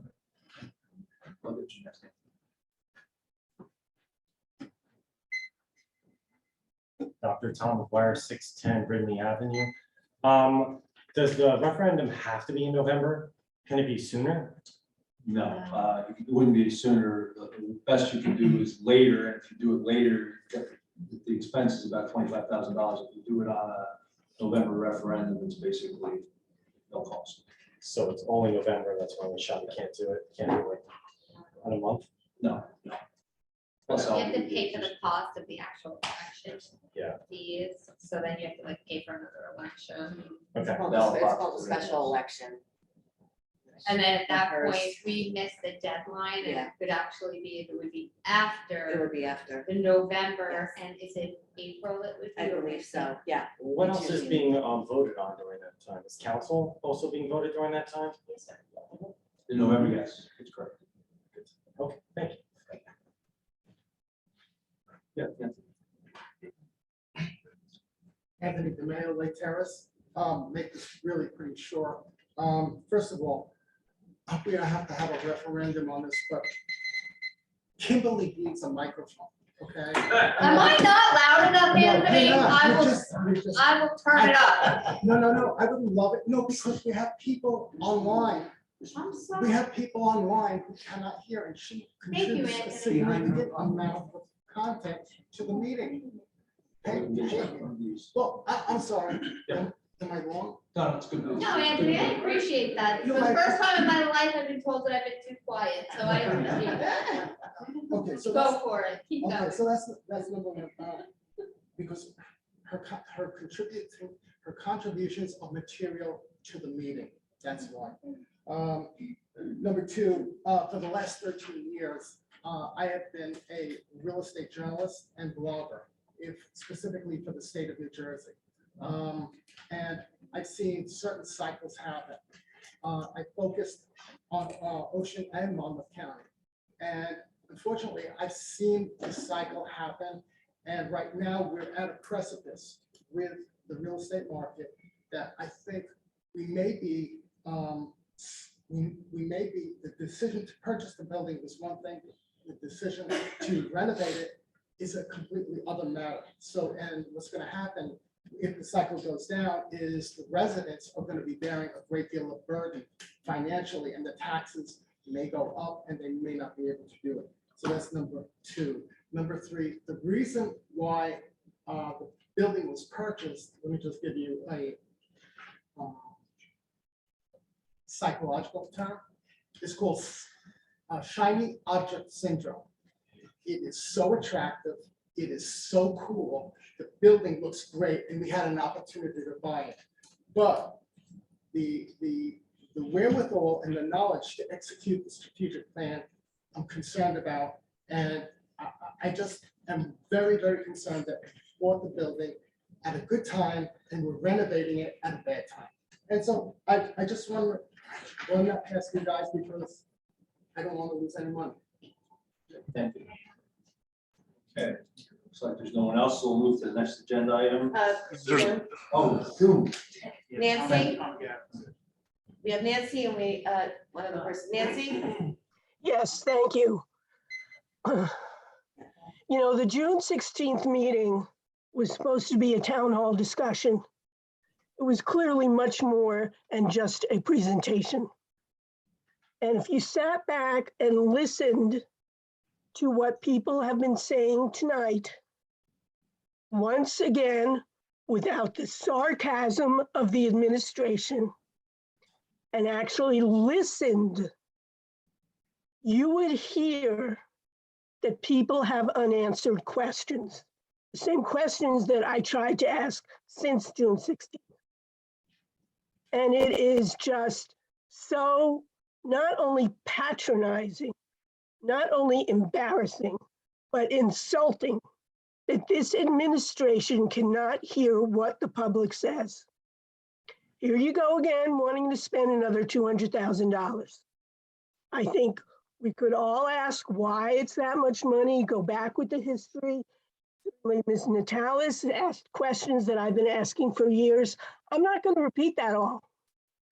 I'm not even going to get into my personal opinion regarding this building. What I will get into is, once again, we're hiring a consultant, or as the mayor is calling it, a professional. How ridiculous. Are we not able to do anything in-house? And yes, the wording can be skewed to get any answer you want it to have. But more importantly, I've heard, oh, it's going to get, it's the surveys for residents. And oh no, it's for owners. Oh, it excludes business owners. Well, this is really very unclear for all the people that are going to have to foot the bill for whatever the costs are within this building. I also go to you again. Is this a multilingual survey? Or are you going to just eliminate a huge part of our community about a community center? I am so embarrassed to live in a town with this administration, although I am proud to have the council be good listeners. Thank you for your time. Thank you. Anybody else on the hand? Yes. Gavin, go, Tom. Tom Gavin, 414 Fourth Avenue. I have a question for the BA regarding the contract that we may issue after a vote by the council tonight. And that would be from points brought up this evening. By the time the contract goes forward, I don't believe our budget is totally complete yet, that we would even have the ability to go forward with it. But if we could, would this contract be able to be rescinded should the referendum propose that the town does not want this project to go forward? Would we then save that 200 and some thousand dollars? May I answer, Mayor? You can take it. This resolution brought before the council tonight is for a bid that was put out from the professional. This is to protect the asset. This has nothing to do with the survey or the future of the building. This is just primarily to repair the roof where it's leaking, the brick lay where it has been holding in water, and the foundation needs to be repaired, as well as doing other repairs and heat in the building, so that way there is no freezing that is taking place when it is below 32 degrees or whatever the freezing temperature is, where the moisture might then freeze and then expand the block and then create more foundation issues. This is something that the contract would be awarded immediately upon the award of the resolution. So they would begin the process right away. We would be led to think. So what happens with the award of the resolution passes between mayor and council? I then have a pre-construction meeting. I go over the specs, I go over the borough ordinances, I go over the different issues that may affect the borough. We sign an agreement and then we move forward with the work that has to be done. It's usually within a 2-week period. Thank you. You're welcome. Are there any more hands up there? Okay. Okay, we'll move to next agenda item, ordinance introductions. There are introductions or adoptions, there are none. Communications, there are none. We'll go to resolutions. Nothing on consent agenda. We've got a few resolutions to pass. Excuse me. The first is 2022-188, the bill list for July 12th, 2022. Make a motion to approve the bill list. Second, Mr. Bennell? Yes. Mr. Gubatose? Yes. Mr. Sexton? yes. Haver? Yes. Mayor Fox? Yes.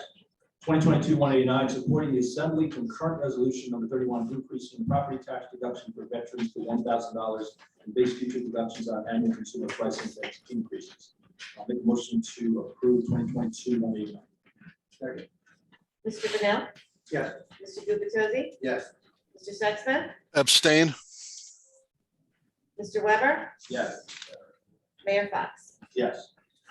2022-190, a resolution for temporary waiver of fees for marriage and civil union licenses. Can I ask a question about this, Mr. Sure. Mayor? So this is something that the governor kind of waived these, right? Correct. So then what is it that we? I can explain. So what happens is we have an audit process every year. The auditor, we have now put on our budget document in different areas where we are looking for receivable. We won't have that receivable now that there was an executive order placed before the state from the governor. It is just to acknowledge the fact that we see that there was an executive order and we won't have that receivable. So we need resolutions to say that's. It's why an the money's acknowledgement. not It's there. just me and you guys just letting us know, yes, we know this is happening. We acknowledge it and we'll present it to the auditor in the next one. Another more, I'll also answer another thing. When the auditor is gonna come, they're going to look at our fee schedule. They're gonna look and see that we normally charge $3 to residents for a marriage license. So then when they see that we're not charging that, even though there's an executive order, they're gonna wanna see an action done by the governing body of us acknowledging it, kind of in relation to adjusting our fee schedule in relation. So that way they'll be able to complete their audit. Believe it or not, government always doesn't communicate I correctly. got it. So when people come up to the window and they're told that there's no fee for a marriage license, does the person, the town employee say, You can thank Governor Murphy, or did it say you can thank the mayor and council? Oh, it would be Governor Murphy. Sorry, sorry, Councilman. We could throw in a John Weber if you'd like. Team effort. It's also temporary. Yeah. All right, thank you for that. Go ahead with the motion, Mr. Mayor. Thank you. Yep. Motion to approve 2022-190, second. Second. Mr. Bennell?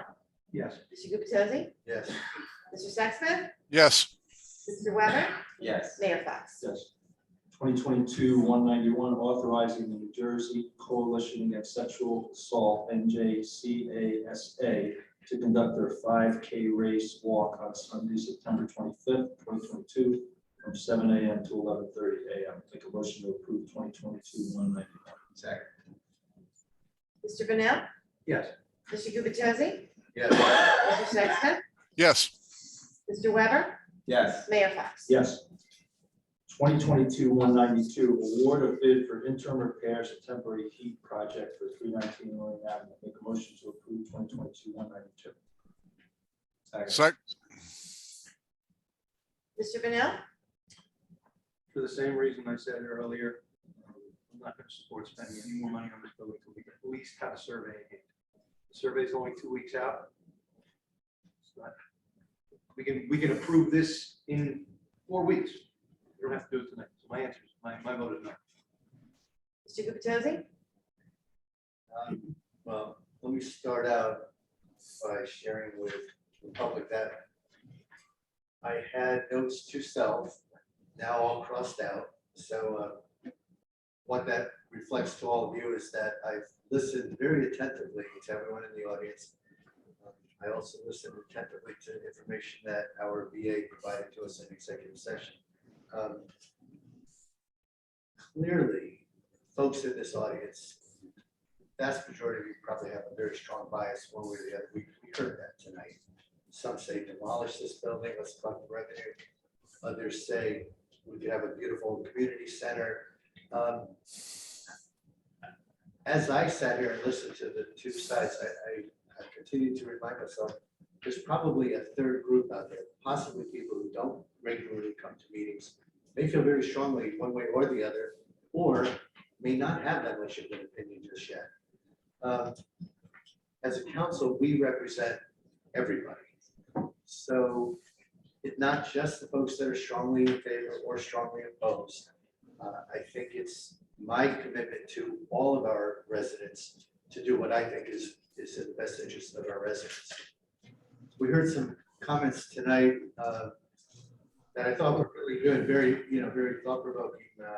The one direct question, do you have enough information, Mr. Gubatose, to make a decision? I do, as I said, I do have enough information to make a decision. That doesn't mean I know exactly what that decision should be, but I have enough to make my best judgment of a decision. And I'll share what my considerations are in a moment. Another person asked about qualifications. What are the qualifications here? Is this person that you may be hiring, are they qualified? I will share that is actually one of the questions I had. One of the most important things for all of us to remember is municipal contract law, state contract law doesn't really allow us to consider qualifications. There are, as was discussed earlier, protections we have if someone is unqualified. However, that really was not a parameter that we were able to explore more deeply. Probably the best question that I think all of you are asking, regardless of what side of this equation you're on, is the question of, are we placing the cart in front of the horse? Are we spending money when we don't know we're going to tear down this building and sell it to a developer? That is a really good question. I think all of us can have answers that we can justify on either side of the equation. I have said from the beginning, I think this council has said from the beginning, that this is a decision that should be made by the public. There was a much earlier meeting where people in this room more or less yelled at the council saying, if you're going to vote in favor of this, how dare you? This should be a referendum for the people to decide. As far as I know, I, for one, definitely never thought I would be voting as a council member to go forward or to not go forward with this project. I've always thought, and I think everyone else on this council at one point or another has said the same, that we believe this should be a referendum decided by the people. Not only those already for, those already opposed, but that large group, possibly somewhere in the middle, that may not even fully appreciate all the issues. So as I sit here and evaluate all of the feedback that you've all provided to us tonight, I actually have changed my mind. I came to the meeting tonight planning to vote along with Councilman Bonnell that we should not approve this, because I figured 4 months from now might be, self-evident to all of us when we get the results of the referendum. However, people have made points not only here, but in executive session, that there is this possibility of continued deterioration, to the point that one of you said, if you don't do this, you might be making a passive decision to not support the one side of this equation. So long-winded explanation, but I wanted people to understand that I've tried to listen to everyone. And in my opinion, the best answer for the borough to support the people is to vote in favor of this resolution. So I vote yes. Thank you. Mr. Sexton? Yes. Mr. Weber? Before people ask why I'm voting on this, just tell everybody right now, I view this as routine maintenance on a piece of property that the town owns. Obviously, I'm recused because I live next door, but those are on issues of the use of the building and what we're going to do with it. I mean, we having that discussion. I'm not even going to be in the room. But because it's routine maintenance, I would be able to vote on this, and I will be voting yes. Mayor Fox? Yes.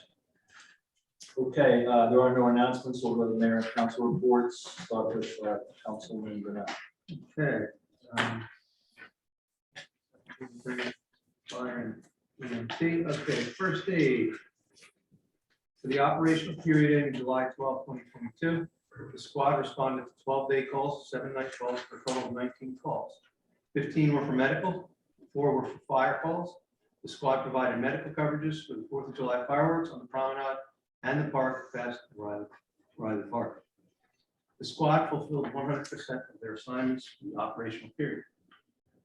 Fire department for the same period responded to 5 requests for the department. They provided fire protection for the 4th of July fireworks on the promenade and conducted fire apparatus demonstrations for the rec center summer. The department fulfilled 100% of their assignments excuse me, for this operational period. We're still looking for volunteers for the fire and first aid. Both offer free training, qualified individuals. Anyone wishing to volunteer for the fire department first aid squad, application can be found on the borough's website.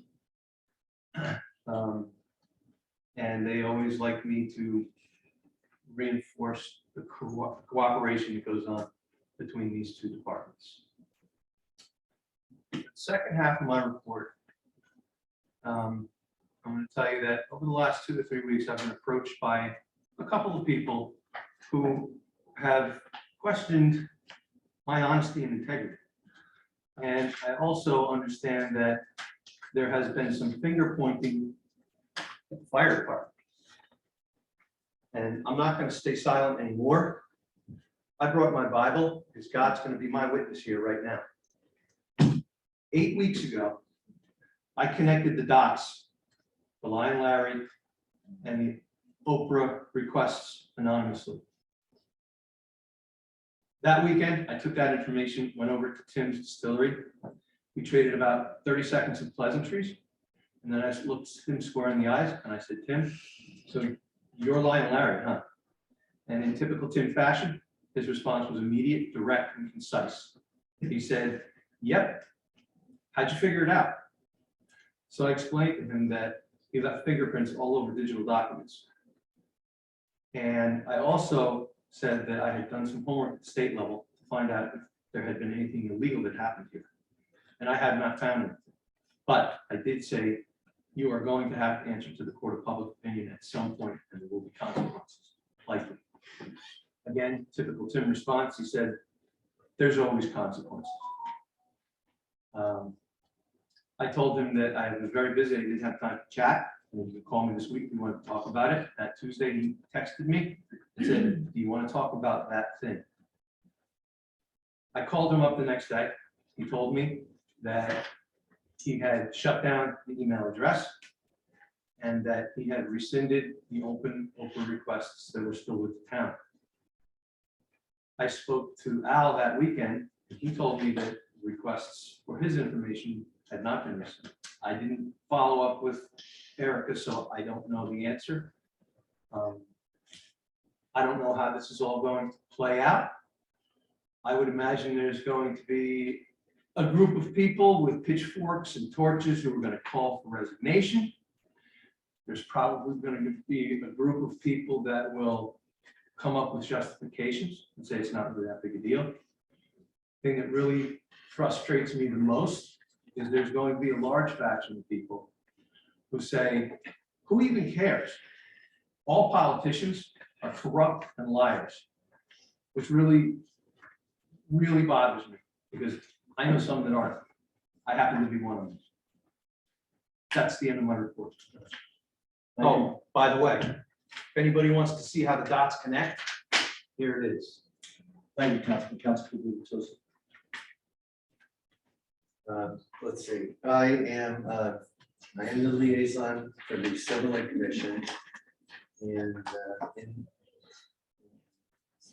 in our council meeting on June 28th, we held a workshop in which our borough engineer provided an overview of potential a potential sidewalk that could be developed along Sylvan Lake on the south side of Bradley Boulevard. This sidewalk project could be funded in part by grant funding for which the borough was applying. As the liaison to Sylvan Lake, I was not aware of this potential project. So I asked if the commission was aware of the sidewalk project, and our BA, Ms. Humphrey, responded, yes, I have been in touch with them. Ms. Humphrey also added, we had a meeting on site.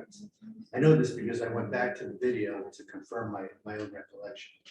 The reason I'm bringing this up is because I have since spoken with, well, first of all, the day after that meeting, Ms. Kathy Martin, who I see sitting in the back of the room, sent the entire council an email, a letter rather, written letter, saying that this was not news, was not made public to the commission. I also spoke with Ann Liddy, who's the chair, and Ann also says that they have not yet talked to our VA or the engineer.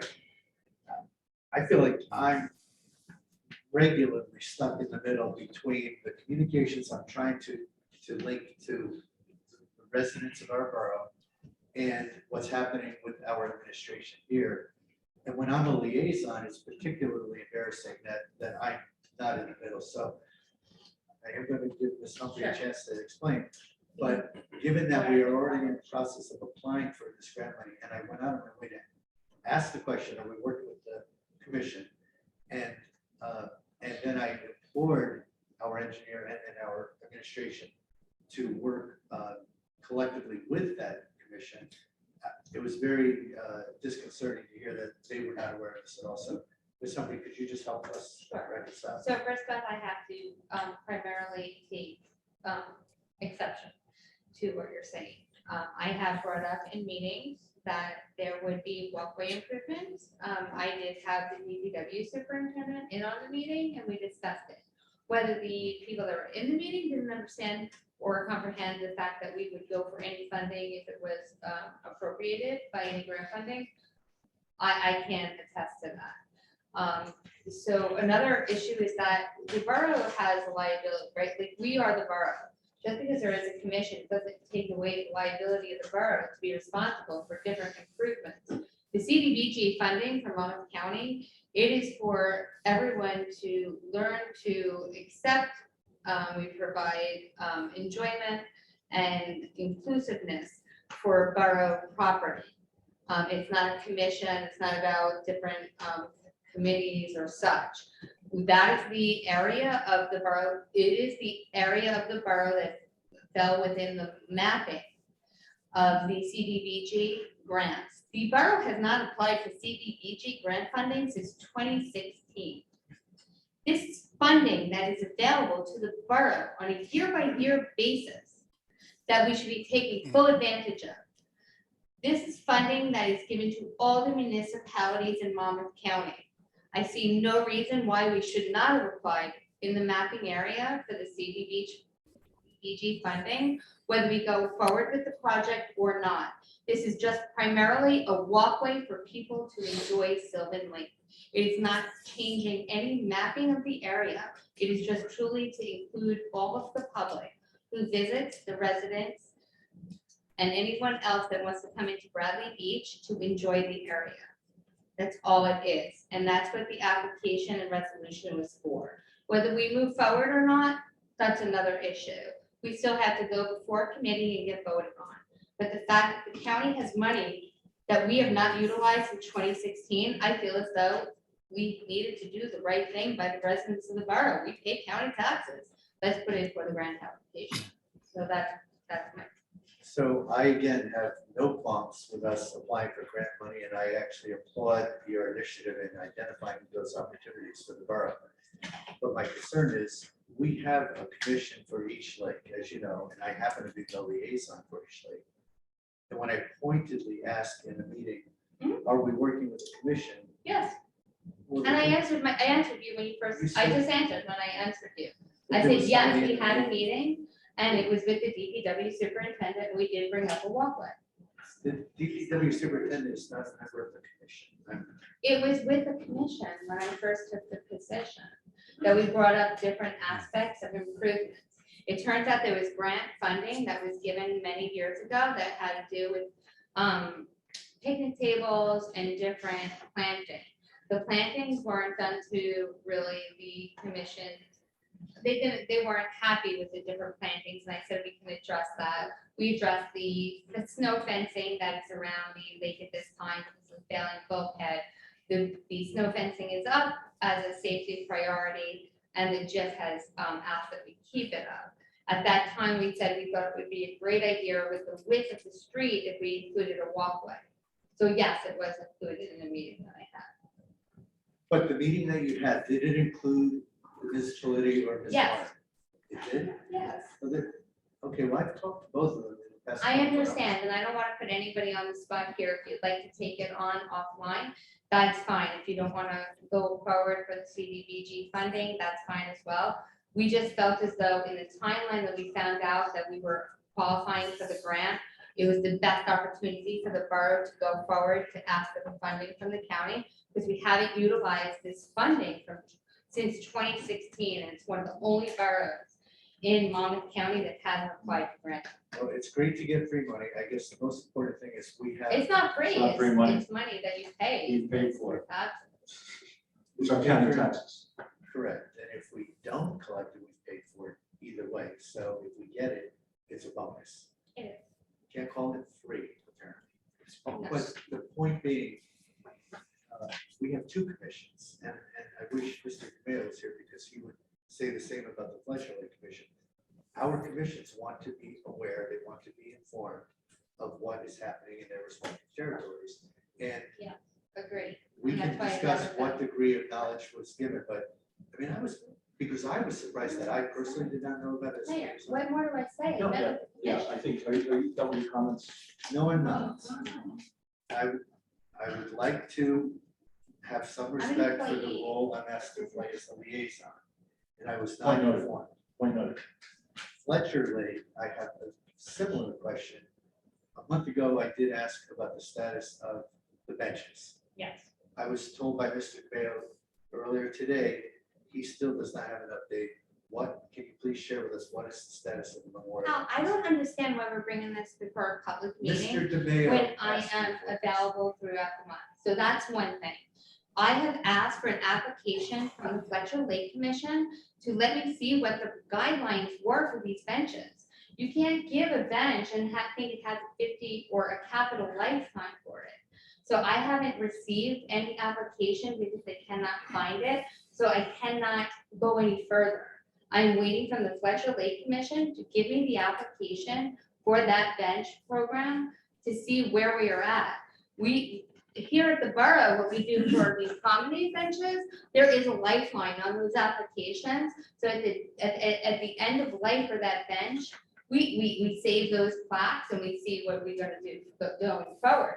Fletcher Lake, I'm still waiting for the application because there's nothing in the server or in anything on the borough records that has, what was offered to these people. So any of the people that contacted me from Fletcher Lake, I have said, we have the plaques, if those benches were in disrepair, or if they were not in guidelines with the ADA requirements, and we will definitely come up with a solution. By no means does the borough or myself personally want to harm anybody that has put in an application and has dedicated a plaque for a family member. But at the same time, I have to see what the policy was.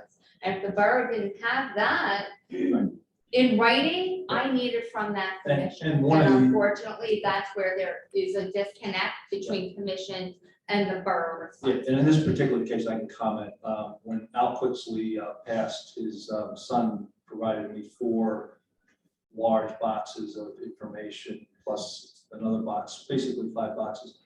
Anthony has picked those up probably about 2 weeks ago to go through those. I've been asking him for months to, you need to go through these boxes and figure them out because they were in my office. I'm okay on my end. Yeah, Please so no. Anthony knows, he owes us that answer.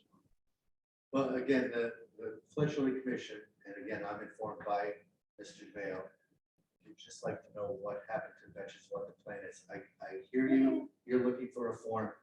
Their thinking is, the benches are gone, we'd like to know what the borough's plan is while we look for our form. I don't know the status of So that. I have all of the nameplates and placards that were dedicated, and Mr. DeMayo does note that. We will come up with a plan. The mayor has said that we will come up with some type of an arrangement if the benches cannot be replaced. There were benches that were placed in the gazebo that wasn't ADA compliant. I had an agency contact me. I was over requested. I gave all my emails and photographs that I had on file.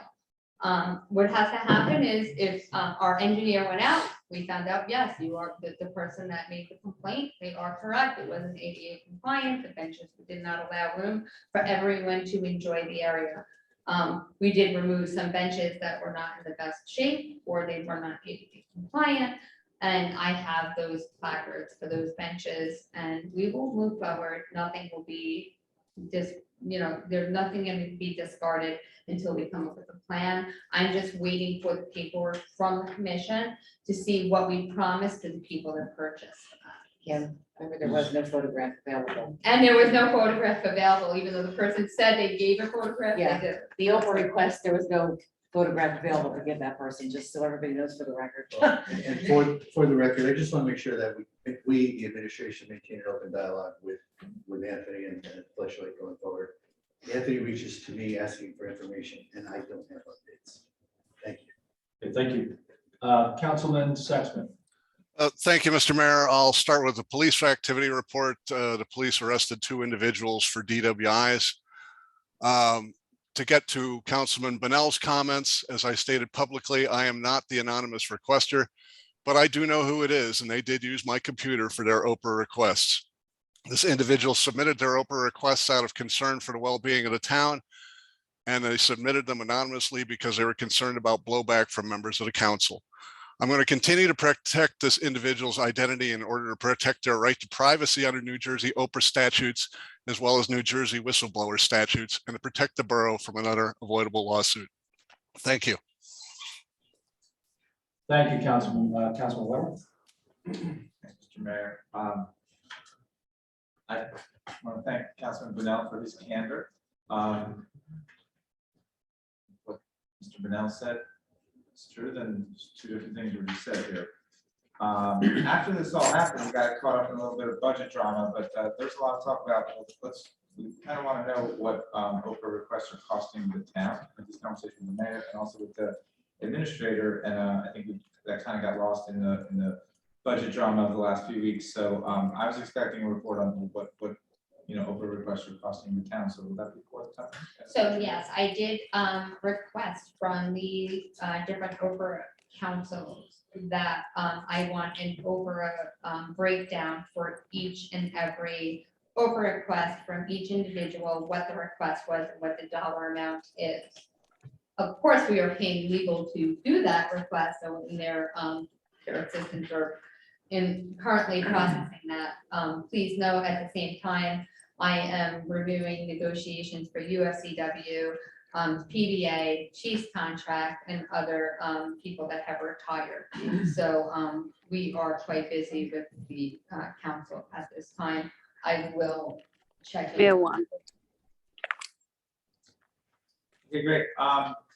Like to mention that the fireworks were great.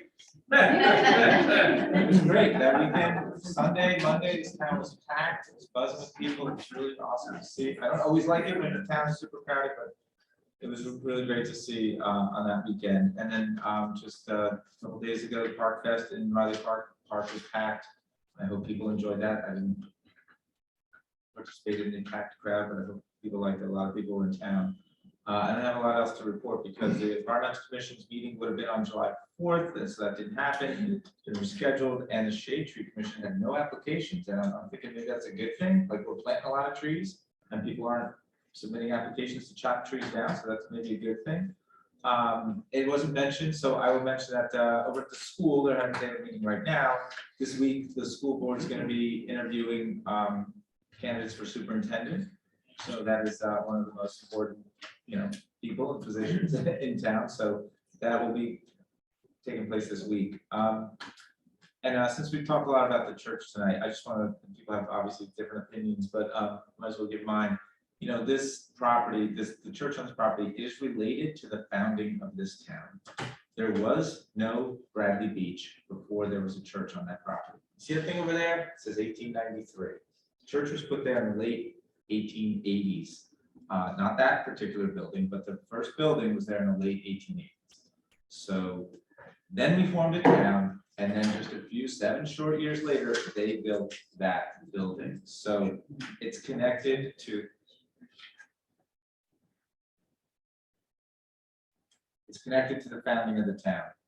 And just people haven't thought of it that way, and you can think about it that way. So that's the extent of my report, and thanks very much, Mr. Mayor.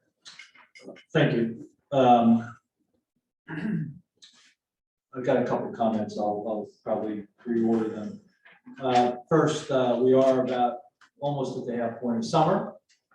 Things are going very well by and large. The weather's cooperating. We're running slightly ahead of last year's revenue. Hopefully this trend will continue. We met last Friday for a budget, amended budget introduction. We really didn't talk about any of the topics. Prior to that, our meeting was June 28th. So we have had the 4th of July weekend happen in between there. And I really want to do a shout out to OEM, the police, the fire group, the EMS, the administration, and of course, Public Works for putting all this together. I think it went off without a hitch, and it was good we continue to see more normalcy. And the fireworks really were spectacular. There were a couple of glitches in the fireworks that probably people didn't notice, but we're working on those right now. Hopefully we won't have those again. So again, last Sunday, Councilman Weber mentioned that we had a Park Fest event. So we probably had over 1,000 people during the course of the day, about 15 local bands. They were all great. This is kind of a concept and idea that our business administrator brought from another location. We had some great sponsors: Borough Bradley Beach, Bradley Brew Project, Bradley Beach Business Community Alliance, New Jersey Water, E. Holland, Sundries, 90.5, the Brookdale Radio, Pliables, Telegraph Hill Records, and Soup Can Magazine. I personally was partial to Jared Clemens in the late nights. They did a nice job. And the Beer Garden by Michael and Chelsea, the owners of Bradley Brew, they really did a nice job. So it was a perfect weather day, and I think it really put the best face of Bradley Beach out there. On Friday and Saturday, July 23rd and 24th, we'll flip from rock and roll to Shakespeare. And we have our annual Shakespeare Festival that will be held at the Fifth Avenue Promenade. We're looking forward to another outstanding set of performances directed by the Arts Council and led by the indomitable Julia Sandra Rand. a consummate professional. Please join us. For those in the administration working with Julia right now, this is when she becomes indomitable right before performances. It's always a challenge, but she'll do a great job, and we're looking forward to that. We've talked a lot today about the Lorraine Avenue Church. I've got a few updates I just want to add to.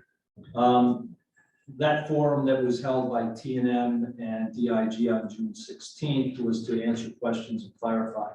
At that meeting, we did announce the survey would start on July 8th through 2nd. We did have a medical issue with one of the team putting that together, so we had to push it by just about a week. But we'll extend the survey to the end of July, so it shouldn't be an issue, but it was unavoidable. We just received financials, trying to make them into a simplified form for people to understand in the survey, so we're trying to get that squared away. There will be a postcard mailing this week telling people how to go onto the survey. The library is readying a dedicated station and documents for seniors and those without internet access. We know that there's at least 44 people in town with that internet access that we'll be contacting. Our intern's going to be very busy. And I'm going to go through a series of communications over the next week, a video or two. We might do a reverse 911. We're going to put it up on the board. So there'll be no lack of hopefully information that people have. This is an important step to inform the public, gain insights, and help prepare us to construct a referendum question for November, which we have to get done by mid-August. It's exciting. Progress is getting to a path forward on this project. I know there's a lot of ups and downs and sideways and people quoting days, but I can tell you that I've been committed since I started in this job to get this answer got, and I think we're getting close to having all the information to make informed decisions. People might agree or disagree with that, but that's been my intent since the beginning. On the library, couple announcements. Mondays in July is board game night at the library from 3 to 5. This Thursday, there's a presentation on New Jersey shipwrecks. Join Dan Lee, President of New Jersey Historical Divers Association. That's a registration required. Tuesday, July 19th at 6. What we do to impact the environment, Dr. Jason Adolph from Monmouth University. That's a virtual program, but also registration required. And Friday, July 29th, gazebo story time. Join the library at the Fifth Avenue gazebo. Lastly, library has iPads and Wi-Fi hotspots available for checkout if you have a need. I made a comment in the meeting on the 28th, and I just want to make it again that I just don't condone this banter back and forth about individual council member comments about each other. It's just unproductive. And to me, this talks a little bit to the character of our community. What kind of community do we want to be? Do we want to focus on problem solving and progress for the common good? Do we want to have a community that trusts our elected officials that are always working in our best interest? Do we want a community that dismisses rumors and innuendos, of grand plans and conspiracies, that our big projects and decisions will be vetted and presented to the public with facts and data, not suppositions? So these are important things that have been bothering me. I think one of the things we don't do in this town that I think we need to think more about is giving people the benefit of the doubt, thinking about, why is this person acting? Hopefully everybody believes that everybody's acting for the good of the community. It's very important. If you can't start from a basis of trust, you're really nowhere. And I don't want to be nowhere. I want to be in the mode of service and progress. So that is my report. And we will now turn to, I'm sorry. BA, do you have any comments that you'd like to make? Sorry. Just a couple. I don't have anything prepared as usual, but I do want to let everyone know that lives on Second and Third that we have addressed with the engineer and the contractor for the sanitary program or project to try to get some of that material off of the site. And you'll see that a lot of it has been removed. That was in part by the chief of police and the DPW superintendent have assisted me with that task. We gave them an off-site location, and unfortunately, I inherited bid specs that did not include that off-site location, and they did compromise and improvise and abide to that. And it was better than the shutdown of the project for the amount of time that they were doing the project. So they have been wonderful about moving things and trying to keep it cleaned up. I do realize that it probably wasn't the best idea to go through a project through the summer months, right, for a sanitary program for a beach town. What I think people don't realize is a sanitary program, it's not a quick project. This is still a long endeavor, and I kudos to the residents that have to deal with this at this time. What happens is even though we have a wonderful beach town, we also have the elements of the seasons. Once fall strikes and the freeze hits, it's harder to do these projects. And then you have the asphalt companies that they shut down. We can't get the material that's needed. So this program, I understand that it might not be the best happening right now in your life. And I couldn't imagine. I've been out there multiple mornings and evenings to talk to people, and I get it, but this shortens the length of the project. This is a long project. We are replacing not only the main that goes through the middle of the street, but we will be replacing these laterals that go from the main to the residence. And remember that here in Bradley Beach, your ordinance puts the resident in charge of the lateral. So this is a positive for these residents that are getting these new laterals, because otherwise, if there was a failure in your lateral, you would be inclined to have any the cost that would incur if there was a failure. If you don't understand that, I can explain it another time. Having 5 kids, believe me, there's things that can go down that lateral that you don't want to go down that lateral, and then you have to pay to repair it. So to have a good lateral that connects to that main, it's a good thing. So that's one thing. I do want to thank everyone that came out for Park Fest. So what everyone might not realize, there's a lot of different things going on in town, a lot of projects, a lot of money issues, but there's one thing that I need to bring to you guys, and that's quality. It's quality of your town, quality to the residents, quality to the people that visit, quality for our council. We had a great event Sunday. We had 13 or more bands that played, all local musicians came, did their part. We had a local Telegraph Hill Records.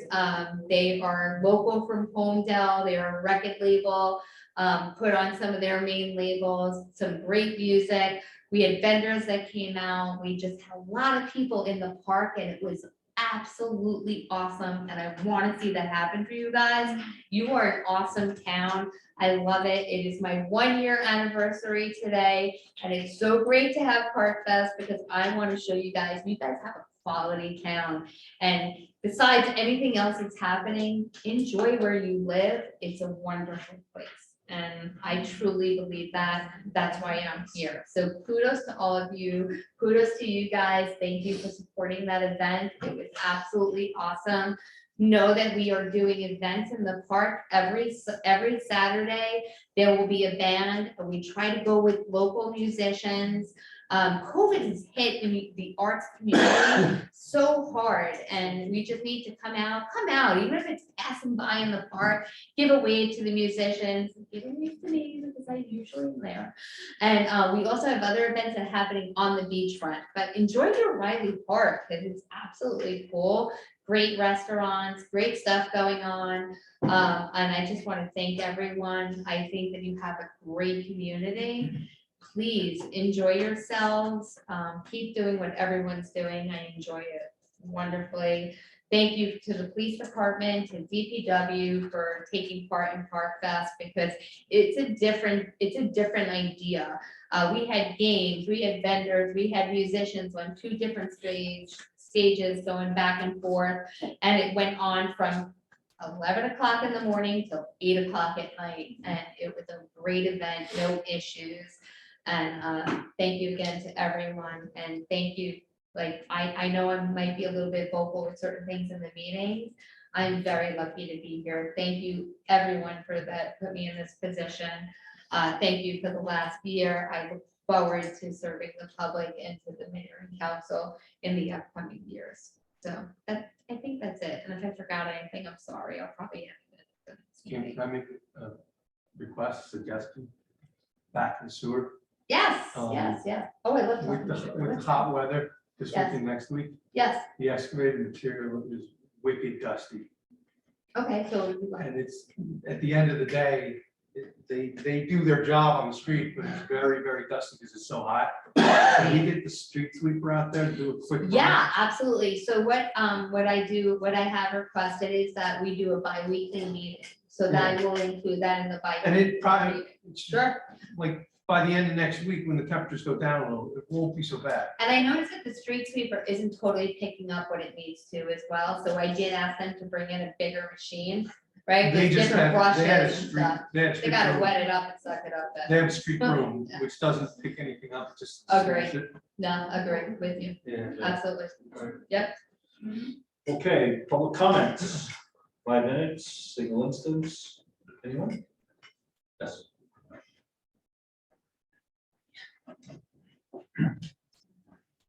Rick Bartolome, 116 North. I actually asked the BA, where are we on the status of the sewer evaluation? Stop already. Every meeting, guess what? They passed the budget tonight, so now I will now get in touch with those professionals who have been contacting me every single meeting about when they will be awarded, and we will pass through resolutions to award. And you drove, It isn't within my threshold, but I do request that the council does award, because I'd like to have their acknowledgement of the award that I. and I believe you had told us previously that you had already given some of the material to the engineering companies. that we Absolutely, had. 100% of the material that I have been given from you, from Mr. Shishias, Right. and from the council. Thank you.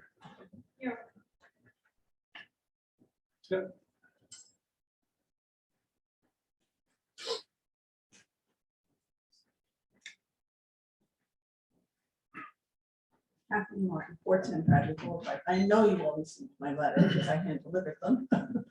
Oh, we have, I listened to the last meeting, and I listened and I didn't comment because when I heard that they wanted to put a walkway in, I was incensed. I know that the lake is in dire need of more than a walkway. I've lived there for 47 years. There is a wall that's collapsed. There's dredging that needs to be done. There's a sinkhole that is needing repair. The park was never finished.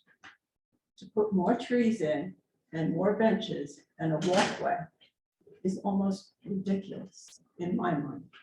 I've spoken to my neighbors and they are in agreement. The wall has got to be fixed. First and foremost, there's going to be an accident. We've seen children playing behind that little fence. People are fishing now, and there's going to be an accident. The borough is going to be at fault. Okay, so if you ever see anybody behind the fence, please call We the do. police.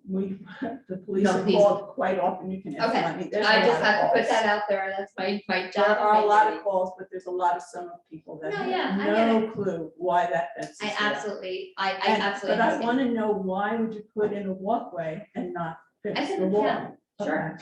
So CDBG grant funding, it is, as I said before, for the enjoyment of for the underprivileged or people that are disadvantaged.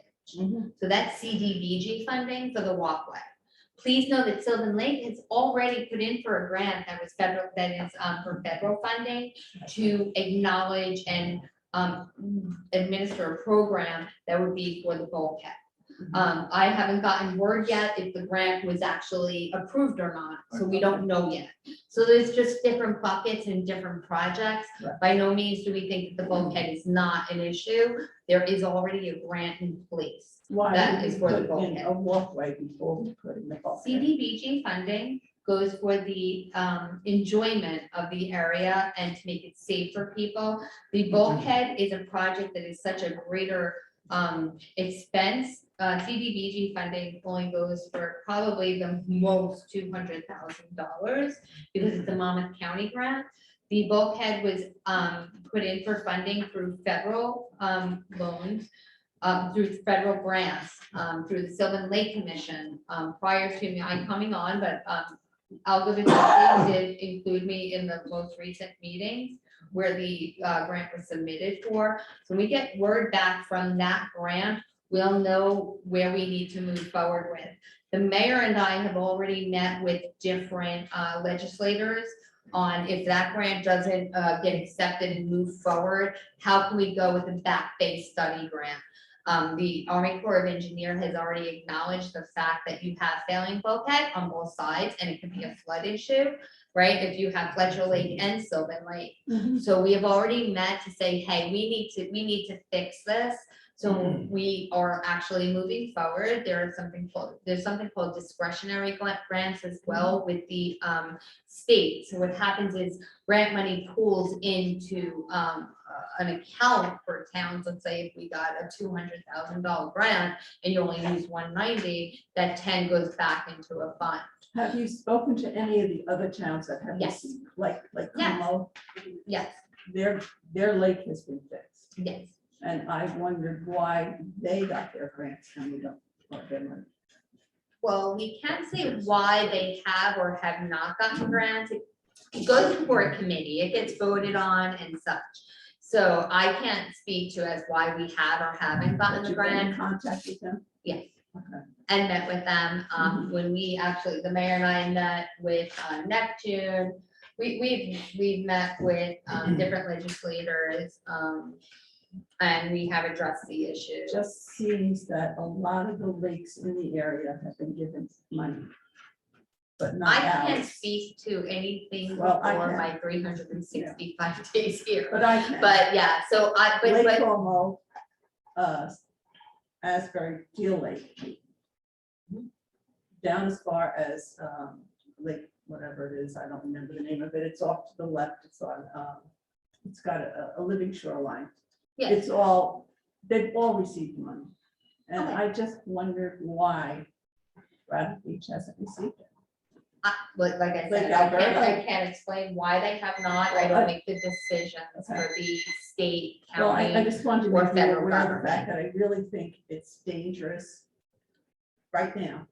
And to put in a walkway and then have to rip up the sidewalk again. Oh, we're not looking at ripping up anything. Well, to put Everything in that a we have wall, applied I'm for talking will about- coincide with what already has been submitted for. I'm not one to do a project and then rip up what we've done. So I like, can't yeah, imagine no, how it's not gonna happen. No, no. Okay. Understood, thank you. Thank you. Yeah. Green t-shirt. It's just a very quick question, but is there a way to have, because they asked. Name and address, please, Oh, sir. sorry. It's David Jennings, 406 Lorraine Avenue. Is there a way to have a single, like, official website where everything's on it? You know, some great things are going on, Riley Park, and all that sort of stuff. But one place you can go on, I was trying to scroll down to try and find something about, I don't know how many different websites, all slightly different, and trying to find the information is tough. If you have one official site, all subject titles, how do you get to it? And We do have a website, we're trying to kind of reorganize it to do some of those things. I can't agree more. Okay, great, Yeah, good. I can't agree more. Thank you. Okay. Somebody else, yeah, yes. Oh, yeah. What's that? Usually the closure. Thomas J. Cohen, 612 Third Avenue. Mayor, I just have one request. I like continuity, and I think it's helpful to everyone if we have continuity. I mean, but we've had council meetings now, pop-up meetings, 5 o'clock, 6 o'clock, 6:30, 7 o'clock. Can we just like pick one time, like, okay, we're gonna have all the meetings at 6 o'clock and there's gonna be a work session. We see the date on the calendar, I have it all marked up, but then I have to check the agenda for the time. If it could be a consistent time, I think that would be helpful to everyone, professionals also. While Mr. Menino's here, I have one question about your letter, Mr. Menino, of July 7th. You referred to the things that happen if you introduce the resolution for the budget. And then you said things that things that do not happen if you do not introduce the budget. One thing was in here was the estimate of $750,000 of comp time needed to be paid out to 2 employees. That applies either way, right? I mean, that applies if we did pass the budget, so it still applies, is my point. So the main thing is figuring out the funding process if the budget doesn't pass. Okay, but in this case, the budget passed, so you can figure out the funding process. So now that we have a budget in place, now we can determine the funding as far as how we're gonna pay for it. Are we gonna, now that we have a budget, we really don't have to, cash flow is gonna be a little easier. So we don't have to worry about TANs or things like that. So it alleviates some of the funding headaches that we might have. Great, that answers my question. I appreciate it. And I just had something to say to Councilman Sexsmith. Since he knows who Anonymous is, and a lot of people thought I was anonymous. Well, I don't do anything anonymous but donate money. And I do want to say that I'm very disappointed that my lawyer's name was involved in a curt email to Ms. Costas about her time frame. I checked with my attorney, he doesn't represent anyone else in Bradley Beach, but for his name to be used, I found was very offensive. He's been very successful in filing suits for me against Bradley Beach, but to have someone else use it when they haven't engaged him, he confirmed for me I had no other Bradley Beach client. So I find that very disturbing, but thank you very much, Mayor.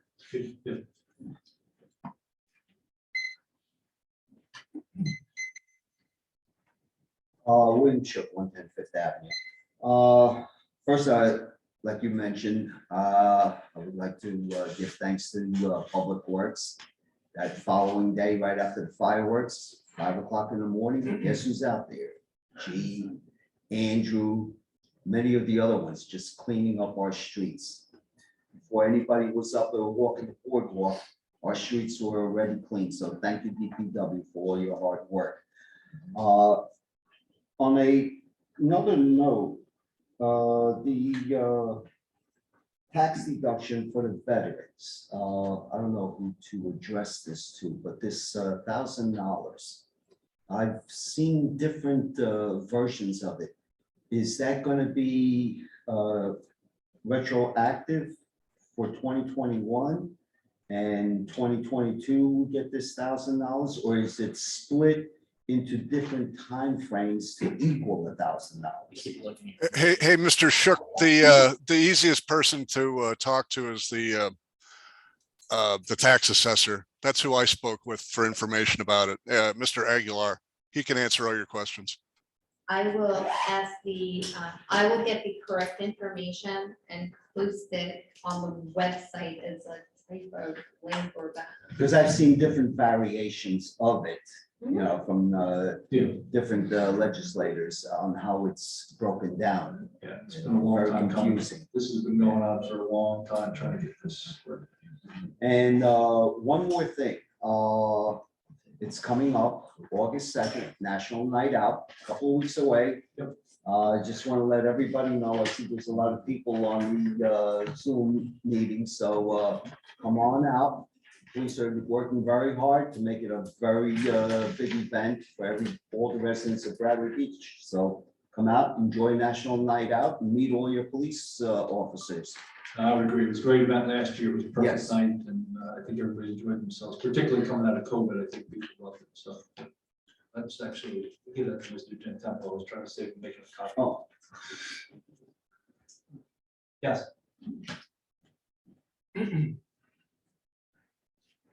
Don Greenberg, 302 Park Place. Just a couple questions. One, on the survey, what is the dollar figure for the refurbishment or the renovation that is going to be used, or is there going to be different options that you can look at how's that tree gonna work on the survey. So you're gonna ask people whether they want to move forward, or are you gonna give them a dollar figure that it's gonna cost? How's that gonna work? Yeah, we're gonna get a dollar figure that. And is that gonna be the $10 million figure? Yes, yes, it will. So there's not gonna be any other options besides that?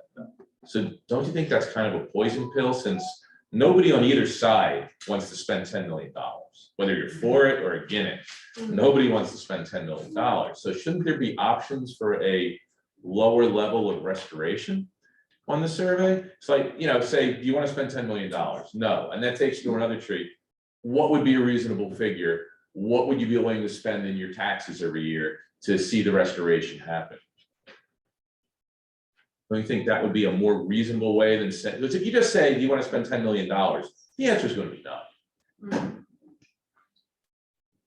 We embarked on a process, we are following that process. That process was to come up with design ideas, vet them with the public. We went with probably the lowest cost estimate of the three options, and that's where we are.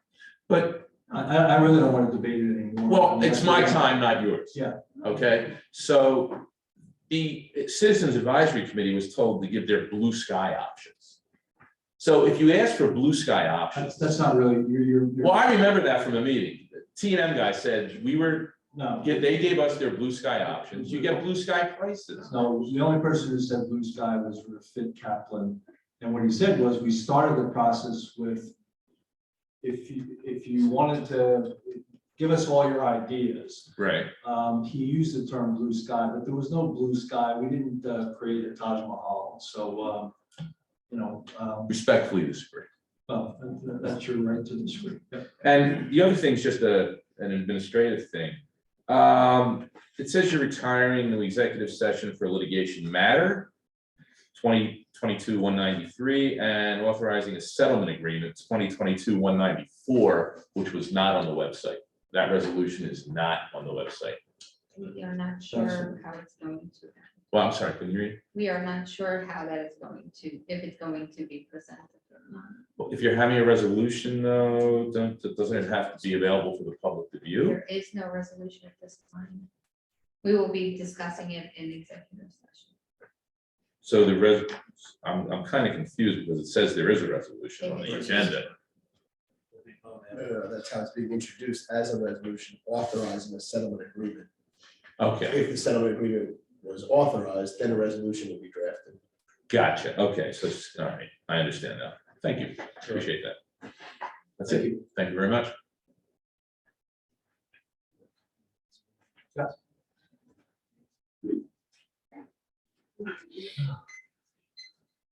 Paul Champion, 411 Happy Lane Avenue. It's very disconcerting to hear you say that you're going to put out a survey with a $10 million figure on it, when we made it quite clear that that was a ridiculous number. That basically what came back as cost estimation came back on plans that we clearly in earlier meetings had the council strike down some of those elements that are included. Also, in going through the engineering report, I see that besides some of the primary and the priority structural engineering problems that obviously need to be addressed, all the routine engineering, structural engineering problems are being addressed too. And that is absolutely crazy, because in their own report, the engineers state that the routine structural elements can be addressed as you come to that. It doesn't, there's no priority, there's no emergency. And I just think that so much of that $10 million is highly questionable. And we've pointed that out to you. I mean, to do the whole stained glass restoration, in addition to the restoration, there's the reframing and the removal to start with, it comes to $700,000. There's absolutely no need to do that. And I think that was made clear, in past meetings, and I don't know why we're still going on with this $10 million figure. I know that Randy, of course, has pointed out quite a few things that he felt were probably not necessary, especially around the rebuilding of the gymnasium. We could go through line by line, and we haven't had a chance to do that. The 16th meeting that we had, the so-called town hall, where there were all these engineers and architects. Only one person got up and really answered questions. The rest of them sat silently. Why did they sit silently? Because we really did not get into a discussion. We had an hour. We were not allowed to really go through details at all. This is not the way you do a process. If this is the way you did processes in your business career, I'm surprised that you survived as long as you did. Thank you. Appreciate it. Thank you. Next. Okay, there's no more questions. We will make a motion to. Oh, Zoom. Nancy? Nancy? I want to thank Erica for not ignoring me. I am tired of the Zoom people being second-class citizens and totally being forgotten. So thank you, Erica.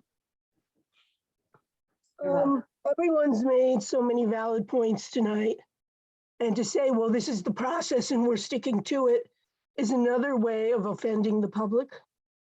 This process has been botched from forever.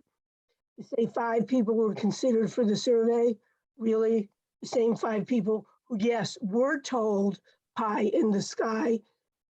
That was said numerous times by the presenters at meetings. In addition, it was an attempt to bully me, told me I was forced to choose A, B, or C for a project.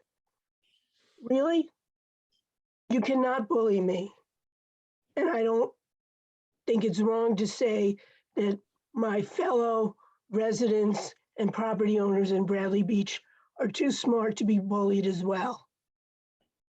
What I would like to understand though, because I am confused, I see numerous new employees around the borough. Where are jobs posted and advertised to the public for application? I've not seen applications for many of them. I'm also very confused because first it says we can comment and ask questions. Then it says, no, comments only. But people ask questions and certain questions are answered and certain questions are met with silence. I believe there's a reason to have rules. Mr. Cannon told me I'm too rule oriented. I don't make up the rules. I just try to follow them and be the best citizen I can be. And I am tired of not having answers to questions. And I am tired of being forced to ask the same questions over and over again. And I will say, as we approach August, there will be certain questions that I will need to ask that I've been asking for 2 years. It's not so hard to answer questions with the truth and the whole truth. It's not so hard to change courses and realize the scope that was given to the 5 citizens on a committee was irresponsible, and that the consultants utilized were not the right consultants and are taking us as suckers for our money. And do you really think that it's an independent consultant if they've worked with these people before? All in all, once again, it's the Bradley Beach way. Have a nice evening. Thank you. Is there anybody else? Tom Gavin? Tom Gavin, 414 4th Avenue. First, I really want to chime in with Bill and say thanks to the DPW and the police for the July 4th presentation. It was amazing. The traffic control up through town was phenomenal. They moved a tremendous amount of people in and out in a very efficient manner, which made it really effective for the side streets, which were packed with parked cars, but they did a great job, which was truly appreciated. I'm glad to hear there's a survey going out. I'm glad there's going to be numbers attached to it. I think that's very important for the decision-making process. And I look forward to seeing that come through. And I have now placed a couple of Oprah requests through town because I had some information I wanted, and they were very efficiently handled by Erica and our legal staff. And after reviewing the comments that have been made about this one very, very sensitive topic, I see nothing that was done illegally.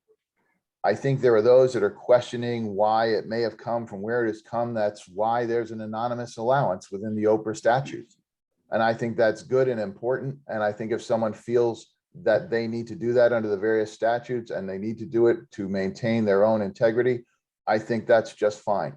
I think now we're just sniping at different council members, and I really think it needs to stop. I'm very disappointed to see it continue again tonight, and I really hope it can be put to bed.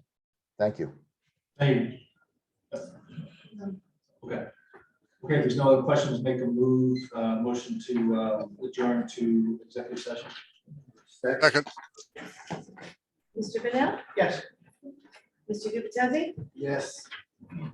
Sexton? Yes. Mr. Weber? Yes.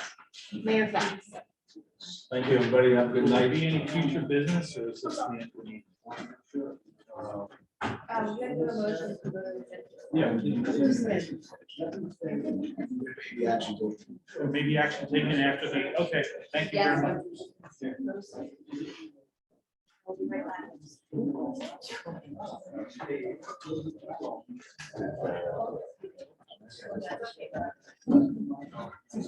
Yeah. That's why I gave it to you. I'll send you my bill.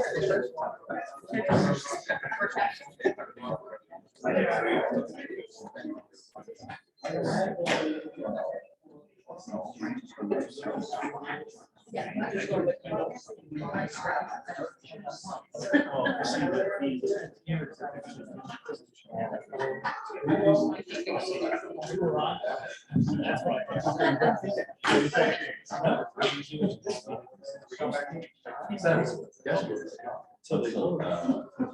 So I'm gonna set this up for kind of this list. But that will be available after. If you want to get, yeah. Post it on. Same.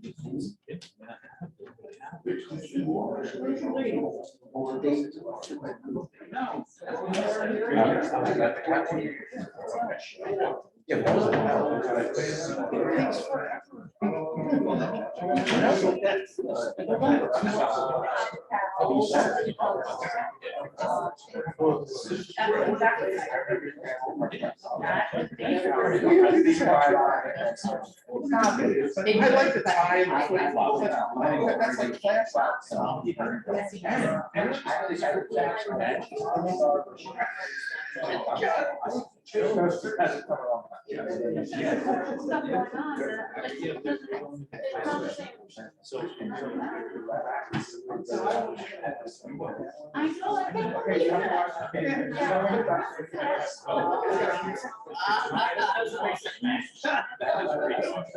Where is executive session?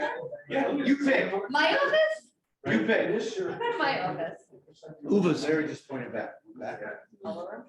Other boxes in there? You pick. Hey, buddy.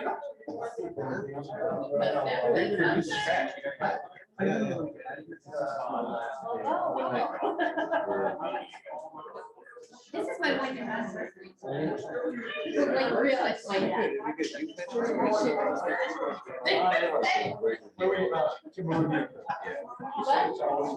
I don't know, I'm really the boss here. We put my office, I wish I were here.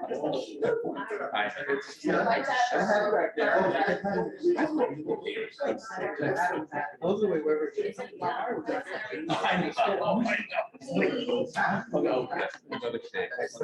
The fireworks. Yeah. I looked No, online. it's a staple.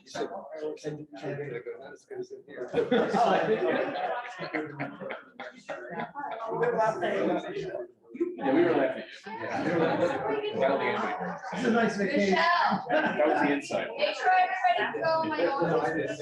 I don't know if I closed my door. Oh, my. Are we on video? It'll stay on video. But we have to- My office. by phone. Okay. Oh, you still right there. What the heck is that? You're right. Anything else? Kim talk.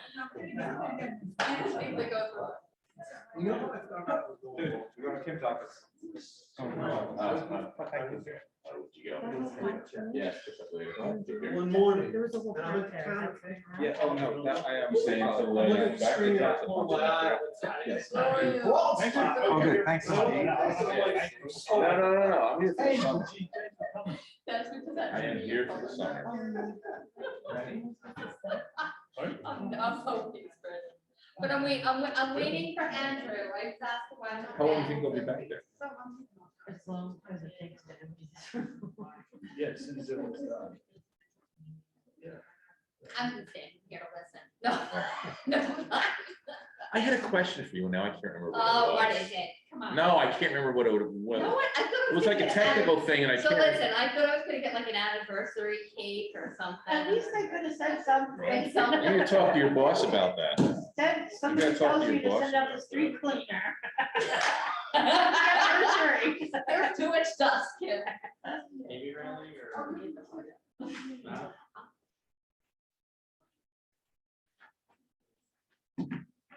All right.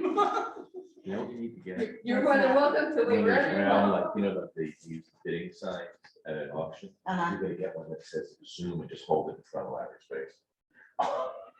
Had to learn the question, Zoom. Yeah. Sometimes Zoom stuff is really hard Are to. we in here get or are though. we for executive?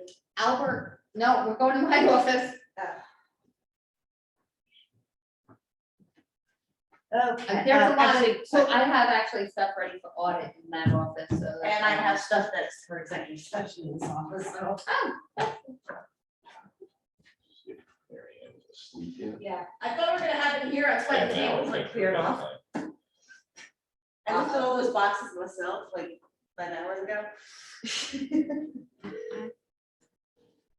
Okay, let's go get this shit on the road. I have to leave. for You Andrew. taking my picture?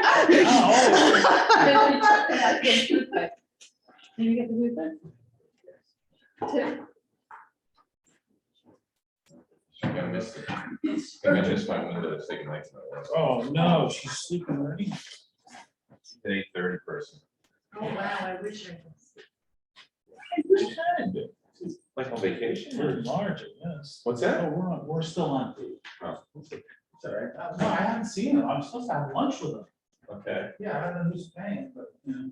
I haven't had lunch with him, but I want to get. Oh, that's right, yeah, I said that I want to get before. these, yeah, I want to get these lawsuits out of the way before we have lunch, you know? Yeah, but I mean, but, yeah. Oh, yeah, he's busy. He's got a lot of town. He's got a lot of stuff. Okay, he hasn't been here the last couple. Plus, he's a council. How do you know that? Oh, He's a council? in Aberdeen, yeah, he's a councilman. Yeah, he's a busy boy. I don't understand this whole thing.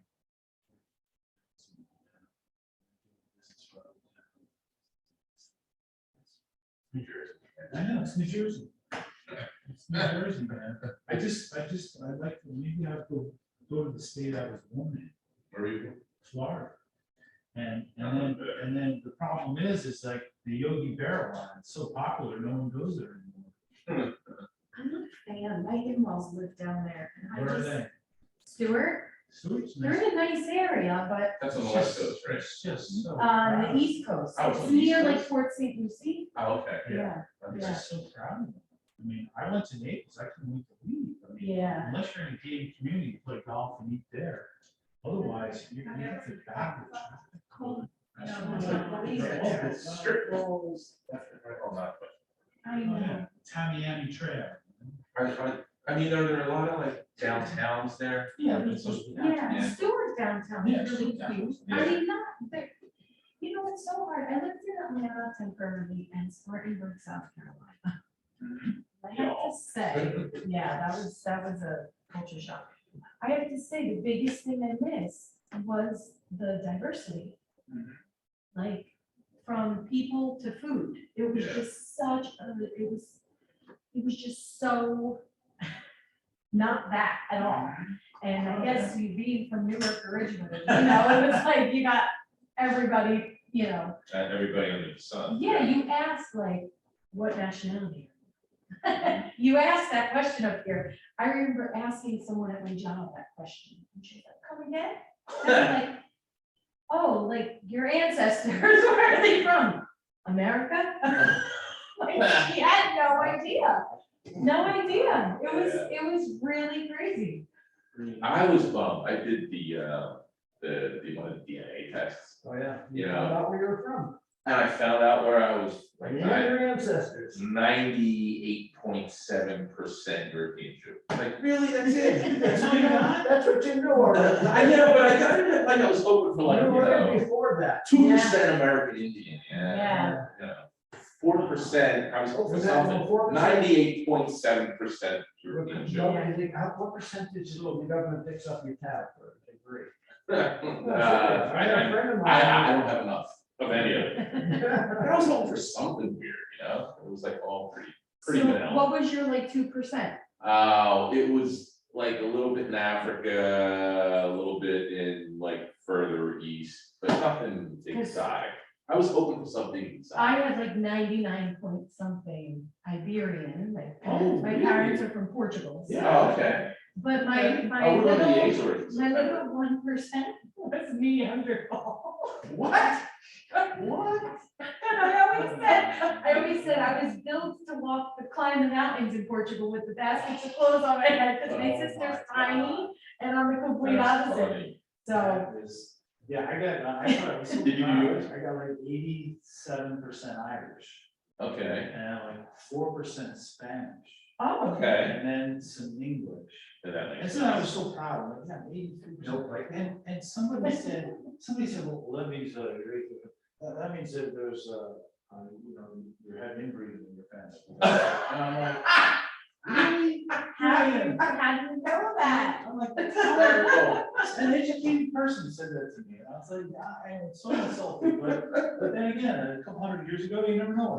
Yeah, right. Well, Got cold out I back then. I have cousins in Portugal that are married to their first cousins. Where? My mom was from up north, Viseu in the mountains. Is that like your Doro, that area? I'm so bad. Oh, okay. I used to spend my summers there as a kid, but I don't know geography enough. We went there, went to the Alpine. Yeah. And then we're going to the Azores in September. Yeah, that I've never been. That's some place I missed, I always wanted to go also. Yeah. Yeah. Got a good, on TripAdvisor, Yeah. not TripAdvisor, Travelzoo. Yeah, I get that. Yeah. So that would be, that is one place. Gate on Travel, Gate on Travel, got a good deal, yeah. I mean, Portugal's beautiful. It is Yeah. beautiful. Have you been to Portugal? I haven't been to Europe. We've been. Oh, no, I went to London, I went to London a couple times. We did the Algarve about 6 years ago. We found, I think it was Home Away. Like Airbnb, yeah, and it was 4 bedrooms, 4 baths, small in-ground pool, 2 blocks from the beach. And it was like 8 nights for like $1,600. Wow. You know, there was 5 of us. Yeah. And us that went. And the only thing with 2 blocks from the beach there, it's 2 blocks and 100 steps down. Yeah. It's all cliffs. They didn't tell you that. It's all cliffs. Yeah. Oh, that's- And, you know, it's not, you know, getting down to the beach is hard, but coming back up. It gives you a workout, that's cool. We had the best meal there. We went kayaking. So there's, you know, since it's cliffs, there's a lot of little coves they take on these kayak tours. We came back to the marina. And there was a restaurant in the marina, right? And I would say it was about the width, maybe half again the width of this room, and maybe 1, 2, 3, like 4 rows up, right?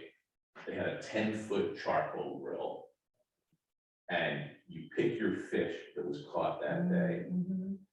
Everything else is family style, right? All the veggies are family style. Serve the wine in chilled ceramic carafes. Come on. Yeah, and 5 of us ate for 125 euros. Soup and nuts. That was like $180 though. Yeah. But 5 days, Yeah. and that includes tips, that included tip. And with wine. With the wine. Yeah, it was great, crazy, although now's the time to go to Europe, if you want to, because it's going, they say it's going to go down to 90 cents for Euro. It's par now, it's par. Yeah, my aunt's there now till September. She has a Sweet. condo up there and Okay. like up in where I told you Yeah. to. And all my aunts, my mom are going. They're all going to like spread my grandmother's ashes there. Nice. But That's it's, sweet. you know, it's real special when we're all there because we still are very close with our cousins out, which are their first cousins. My grandmother's sister stayed there when my grandmother came to America, but her sister stayed. So all that family is who I spent summers with. My mom, when I was younger, my mom would send my sister and me on the plane by ourselves, and my grandparents would receive us on the other end, and we would go for the summer. So I would, my dad's town, my dad came from a very poor town. My mom's from more city, you know, but I spent with my grandparents, you know, beheading chickens and like days. BISEU. How about pulling the feathers? Plucking the feathers, it was a day job, you know, the My whole, uncle had a restaurant and he had chickens and he would go there. yeah, So what he would do though. yeah. My grandfather would do that, yeah. Chicken. I know, you know what was incredible was really like, Okay. when they had, you know, my dad's town was so lit, it was all, everybody had a part of some type of farming, and then when they had a pig, they could slaughter, it was truly a village feast. So it would be an all-day project, and then feasting at night. But wow, everybody had a job, so like from the slaughter of the pig, which was with a knife, not a gun, it was with a knife, and someone catching the blood to make blood sausage, cleaning the intestines and the fat ends, like, everything was a job. Yeah. Unfortunately, my experience in what was good, we're gonna make train. My wife and my two friends. Oh, nice. One of them, There's a. wife was 6 months pregnant. In front of the rocker. He has your house time. And so I was a fool driving the car on the beach. In front of that stuff.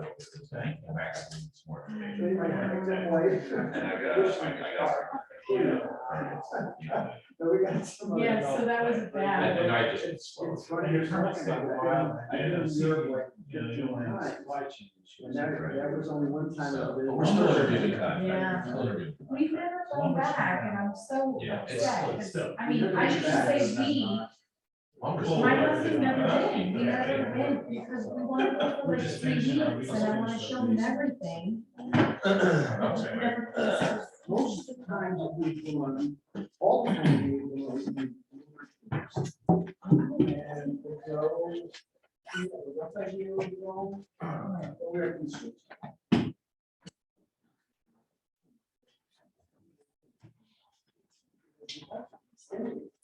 Other places, we didn't like. You know, it's Literally like.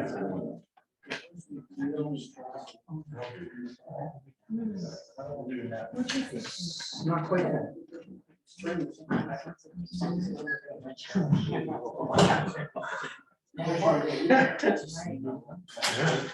Yeah, had a long time. Yeah.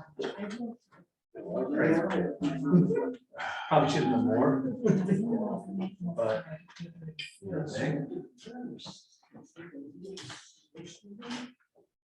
Wait for clerk. That was quicker than the first time. Very impressive.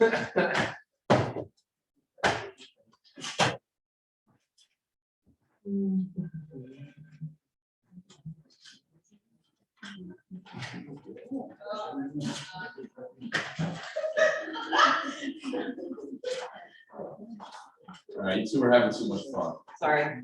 You're giving me out. Sometimes you gotta laugh, you know?